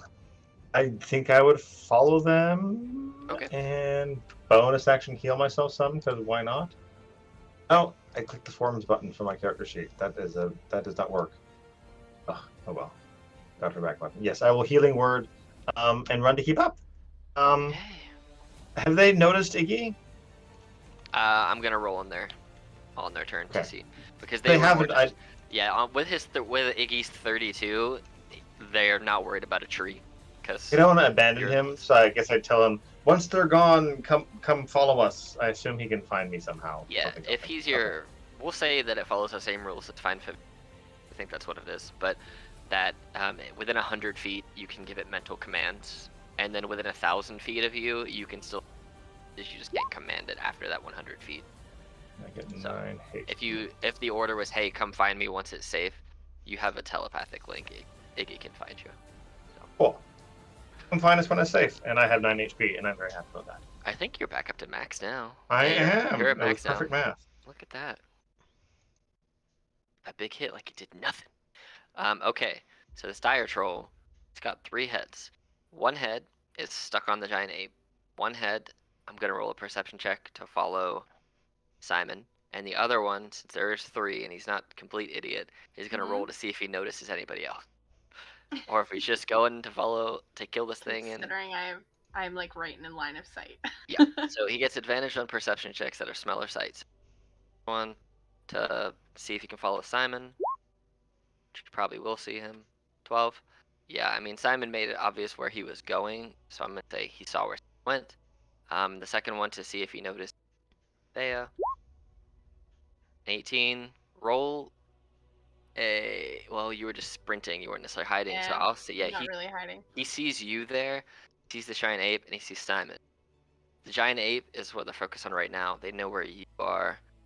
And the assumption would be if you're over there, the rest of your group is there, so it's more food. So he's going to try and eat the thing in front of him, and then we'll see what happens next.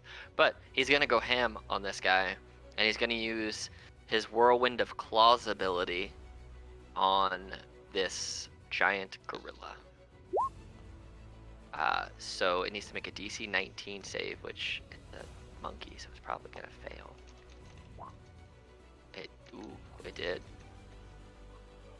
And it's still alive. Yeah, that could have been you. It rolled not great. But it is this ape's turn, and it does have to get up. It doesn't sit anymore, so it's gonna get up, and it's gonna fight back. It's gonna make 2 fist attacks at this troll. 16 and 18 both hit. That's a lot of damage from 2 fists to the face. 41. Okay. All you see is Well, this. each other will just watch. Just what's like 2 big, just like haymakers crack the one face that's looking at it, and then the face looking at Simon. Just Naomi. Jeez. I am going to hold.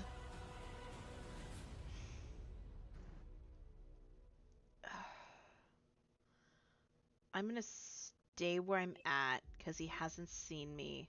No, I'm gonna move right there. And since he hasn't seen me yet, I'm gonna hold my entire attack action if he comes running this way, and that's my trigger. But I'm watching Anthea, and I want her to get past me.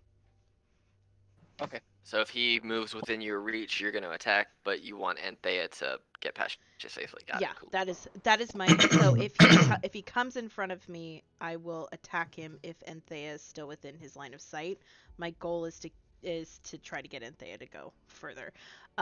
Simon is going to stay within line of sight of the troll and try to dance around and make himself look appetizing, I guess. Roll a performance check to pull off the Pumbaa dance. Okay. From Lion King. Can I roll with advantage since one head has Sure. attention? Yes. Okay, yay. I will say that earlier when you said you were looking at Simon's sheet, I really thought you said, I gotta look up Simon's cheeks. Like he was gonna twerk, and I was just like, okay, sure, whatever. Like you would argue that. No, I totally let your dog twerk. 14. That one head really wants to chase Simon. Awesome. He will hold a dash action for if the guy starts that's chasing very after him to launch forward. Okay, Dragon. Dragon kind of just takes a step behind Naomi and says, "What's your command? Do we run or do we stay and fight?" Stay with it. Stay on Anthea. I can keep him back and catch up. Alright. And I will hold my same thing as before. I'm gonna hold to dash until Antea starts booking it past. Antea, Yep, you see one head sees booking you. it. The most left head on the token definitely sees you. But yeah, Yeah, run I'm wherever you still need to gonna run. Okay. What's the key I press that shows me my distance again? I keep forgetting. If you just go over the little circle thing with the ruler and snap to center, you can just drag it and it will just do the little arrow. Oh, perfect. Okay.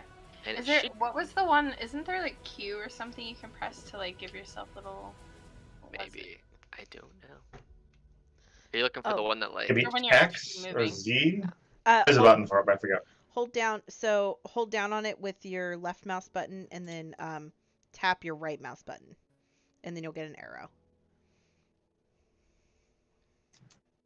Aha! And There then we if you Okay. tap your right mouse button again, you can place a spot. So you have kind of Perfect. a walking path. So it goes like that.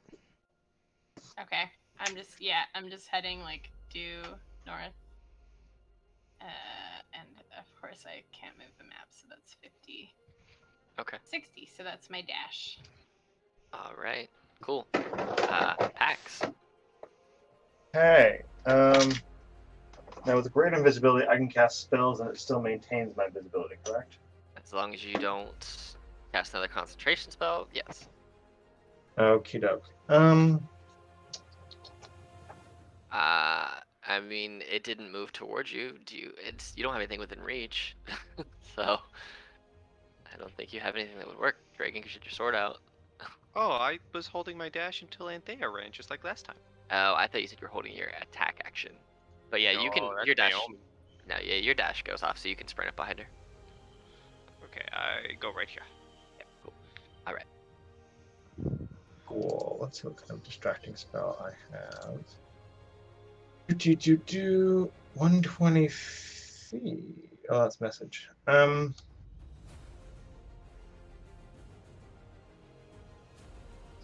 Yes. So their attention has been on Anthea most recently, correct? I think, and there's this tree here. Okay, this will math out. Let me see here, 35 feet. Make sure this works. It's 10, 20, 35. Okay. So, dupe. Magical orb over there. It's going to blow up in acid or something. Ha! Distract. Invisible. You're casting it Away. at the giant ape. No, at the rock. Or, Oh, at the rock. and not to attack, but like, oh my gosh, there's a thing. Look over there. Oh, okay. We run away. Cool. So you're creating a distraction. Got it. Correct. All right. About 90 Cool. feet with chromatic orb. Let's make it. Sure, like right here. Like I'm trying to set this part of the tree on fire. Oh, let's run away from that. Okay. Let's make this tree on fire. Sure. All right. Behind Cool. it. So- Yeah. Our chromatic orb of first level. I don't care about the damage, so it's just. Yeah. So the tree starts to get set on fire, and you see one of the trolls' heads look at the tree. I want fire. It's the name. You just say what the name. Yeah. Oh, there we go. the- It didn't. It went twice. Never mind. The one troll kind of, since it's now their turn, shifts them to be here, away from the burning fire, Okay. so that they. I'm gonna roll a perception check to see if they see, since they move now with the one head is gonna point out to the other ones that you guys are escaping. So I'm gonna roll 2, and the one head still focus on the giant ape. Oh, wrong button. Ignore that. I want. Oh, actually, it's still +5, so we can just use that. +5 for perception too.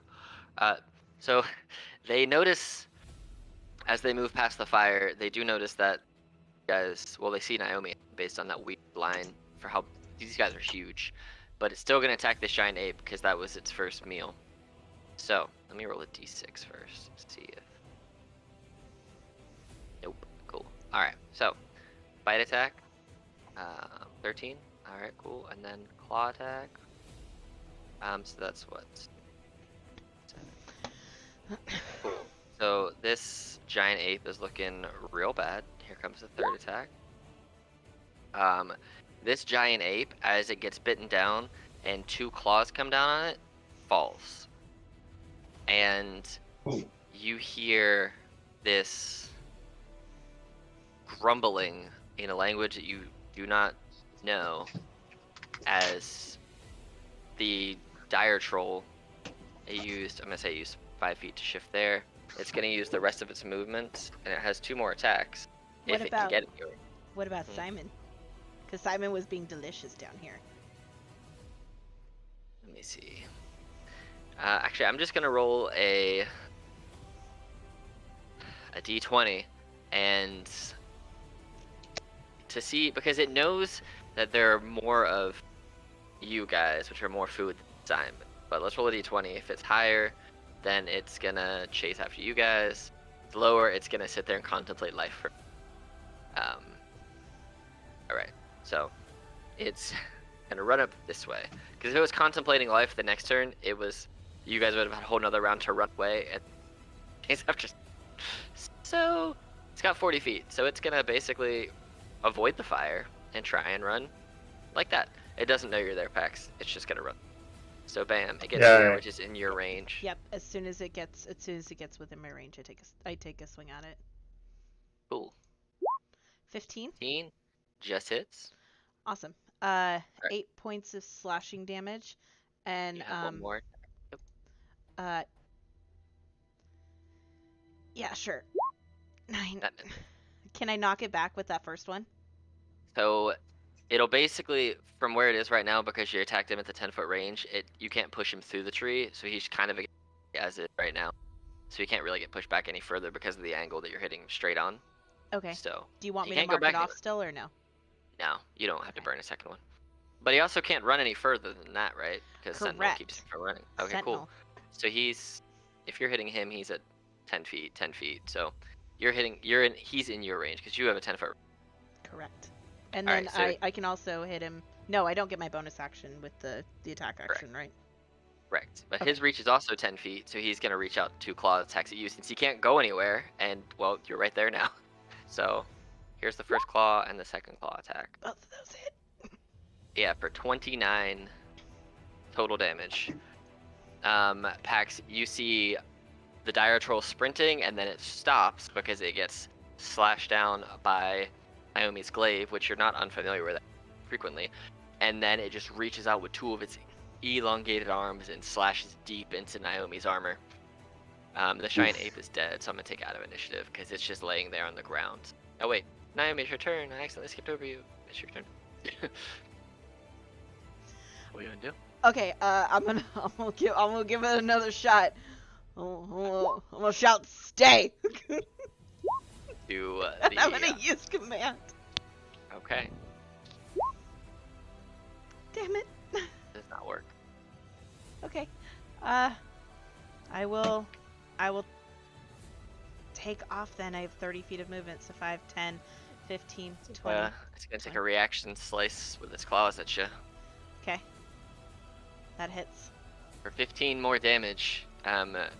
Dragon, you see, and Pax, you see Naomi chasing after you guys, and then just catches a claw in her back as she turns. She's looking pretty hurt compared to what you saw her like 10 seconds ago.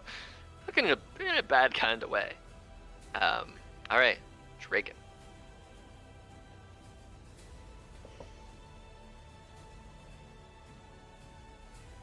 What do you want to do?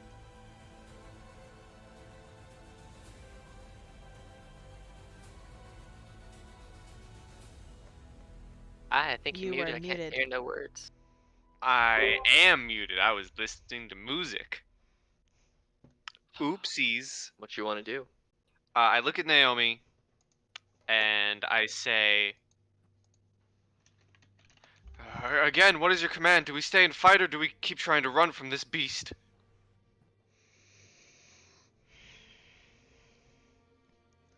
Safety is of the utmost importance. If we can stall it, we can outrun it.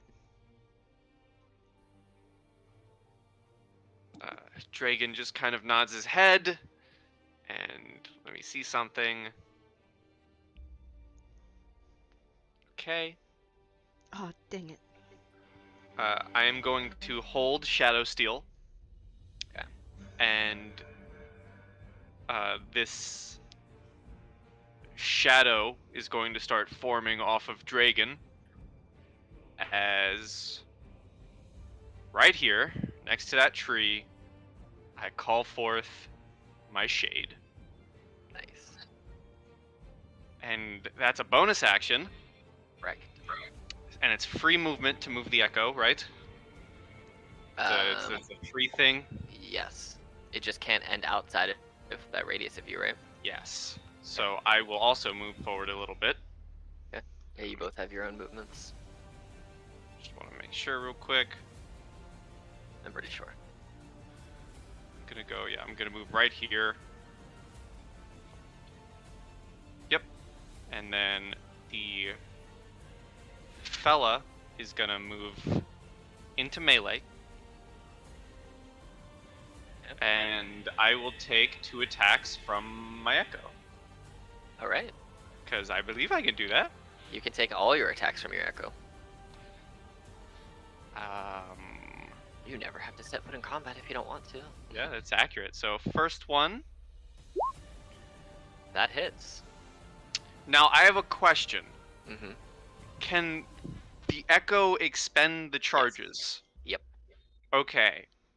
Well, the echo is going to expend 2 of the charges of Shadow Steel Okay. to blind the sucker and make him automatically fail. Okay.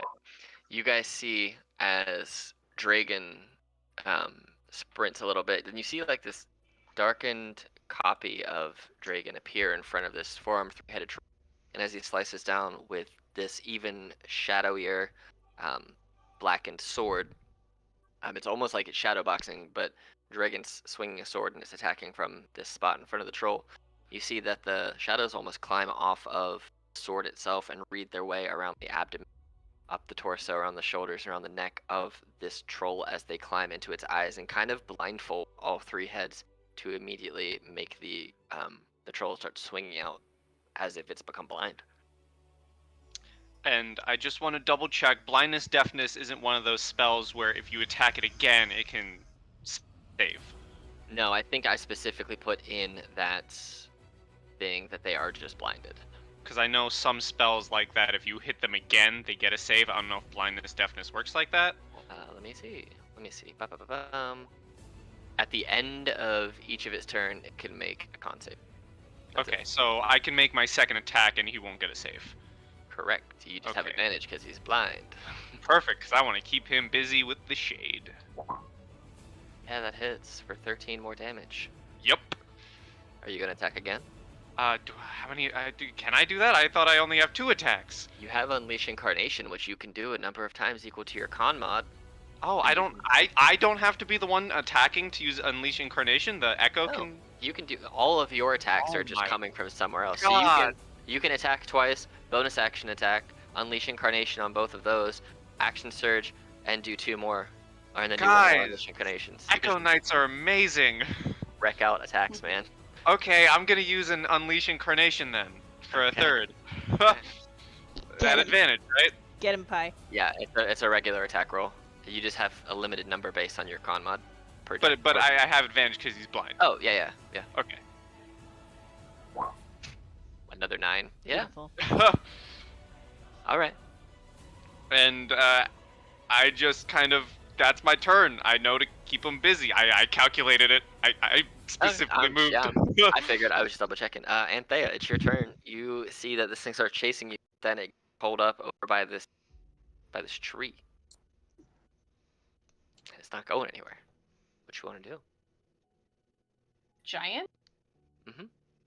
How's it looking? Does it look like it's taking a lot of damage, or It's looking like it's taking Still- all of the damage that you guys are doing. Okay. It's still looking pretty hardy. It's a huge big thing. So I mean, it's just not having a good time. Yeah, I'm gonna turn to Naomi and say, "We still running?" Like yell over my shoulder. Yes, run. All right, got you. And then I'm gonna healing word her, and then I'm gonna book it with the rest of my action. So she gets 12. I'm sorry, it's not much, but it's something. It's more than the 30 I had before. And then yeah, I'm just gonna use my dash to just get like out. Okay, cool. We'll just say that you're just like up here and then plus 30 feet from wherever that is. So, cool. All right. Pax. Yeah. Okay. So having heard the conversation from Anthea and Naomi, I think I would continue with the run plan. Okay. 35 feet. Not quite. I could just was a good dash. Bonus action. Just want to hear Naomi. Heal Naomi. Shade is there.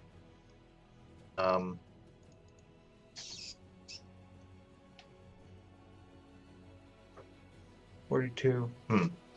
Wait, Naomi. Heal or run as you run by you. Just be whatever. 4. As you're running 7. by, she shouts, can you make it quiet around that guy so he can't hear what direction we're going? Around this guy. Yes. Cool. I'll just drop silence. What is the range? The range. 120 feet. That seems quite doable. Oh, I did not mean to cast. Dang it! Huh? I did not mean to double Is that cast. another point you choose? All right. So basically, it's gonna be like a point like right here because it can't be on him, but it can be on a point right in front of him. We'll make it this point so it catches him and also the space in front of him. So as he moves towards us, there's still more silence. Okay, cool. So I'm gonna just put that vision token there. Spider of silence. Hey, on the bright side, you're prepared for this silence. I am. Oof. And that's it for me. Run inside. Shh. Be quiet, guys. Shh. And this might be my last round. I am expecting a pickup, which I think I'll be out of cell site. So, That's cool. We're gonna be done once this combat's over anyway. So. yeah. You guys this stay awesome if I do have to dip suddenly. Yeah. Okay. This troll is everything gets real quiet and real dark. The troll is very confused, and out of fear of all of a sudden losing sight and hearing simultaneously because it's quiet. It's just gonna attack the thing that was there and attacking it. So, you don't see this because, well, you do see it actually. You all see it. Think in darkness, not blindness. So here's your bite against your shade. That 17? misses. Yep. Oh yeah. Also, I forgot that he had the. Not that it's gonna matter. Of course, he gets it back now. That's fine. So here's the first claw attack. Nope. Second claw attack. Yeah, he's gone. So it's just swinging and swinging, and swinging. I mean, it's effectively gonna burn its next 2 attacks and not know where to go. So it's just gonna follow where it saw people, and it's just gonna run towards blindedly. It's gonna burn effectively all of its attacks swinging because it doesn't feel the creature there anyway, because it's technically a ghost, so you don't have actually any corporeal form. So it's just gonna run 40 feet this way. It's still blinded. It's just gonna end up right there, but it's not gonna have any attacks left this round. It's just gonna run right there. It can hear stuff again. And it's a con save, right, on that thing? On the blindness, Yeah. I I think it's 16. It fails. It's Yeah. still blind. It just runs. It doesn't hear anything. You just see this dire troll enemy running. Just this blackened stuff over its eyes, so it can't see anymore. And it stops right there. What you want to do?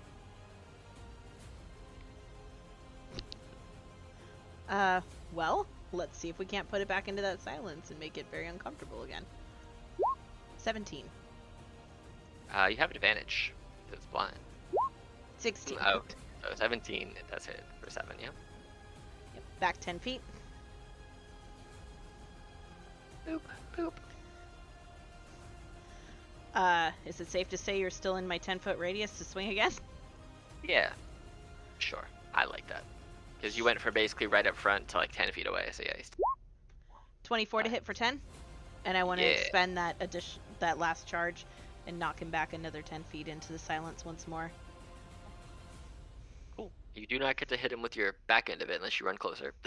No, I which- completely understand. No, I'm running away. 5, 10, 15, 20, 25, 30. I'm going Alright. off the map. Cool. Dragon. And then, if I can, I'd like Mhm. Simon to hold a bark action as soon as he leaves the silence bubble. Simon's just going to bark like crazy and try to get his attention back on Simon again. Especially since he's Cool. blind. All right. Dragon. Yeah, I'm gonna also begin dashing away. 5, 10, 15, 20, 25, 30, and off the map. So we'll say I'm just gonna roll a con save and see if he gets unblinded. I don't think he's going to, but let's see. He is Well, unblinded, yeah. but by the time it's all of your guys' turns, have ran far enough away that he is seeing you running, and he's not gonna end up catching you. So he's just gonna move over to this way. He's gonna move towards Simon, and my assumption is Simon is going to run away. And You are correct, but he has more. No, actually, he's tied with movement with Simon, so Simon would probably be able to outrun him. Dire Troll is gonna end up going to Giant Ape, and Iggy and Simon can make their way back to you guys. So makes their way back to y'all, and you guys get away without any real issues. You guys get off. Without Get out of anybody there dying. without anybody dying, which is great success, right? So you guys get away nice and successfully, and you run for a solid 20 minutes to get out of that fray. But you guys spend the rest of the day continuously maneuvering through the forest. You don't encounter anything else today. I'm just gonna put you guys back down here. And you guys can end up taking a long rest tonight. So we'll say when we pick up next time, you will have completed your first week's worth of travel towards the spooky place that Kathy told you about. So, first week of travel done. You guys did not die to the dire troll and giant ape. You strategically fought them and won. I got to fight some stuff. You did. I will say that was not a planned combat until you were like, do I get to fight? Okay, fine. I'll give you one. I'll just give you one. It's fine. But yes, so you guys make it your first week of travel, only encountering the one big situation.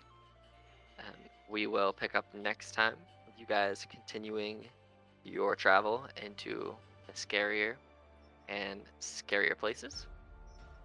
But until then, have a good one.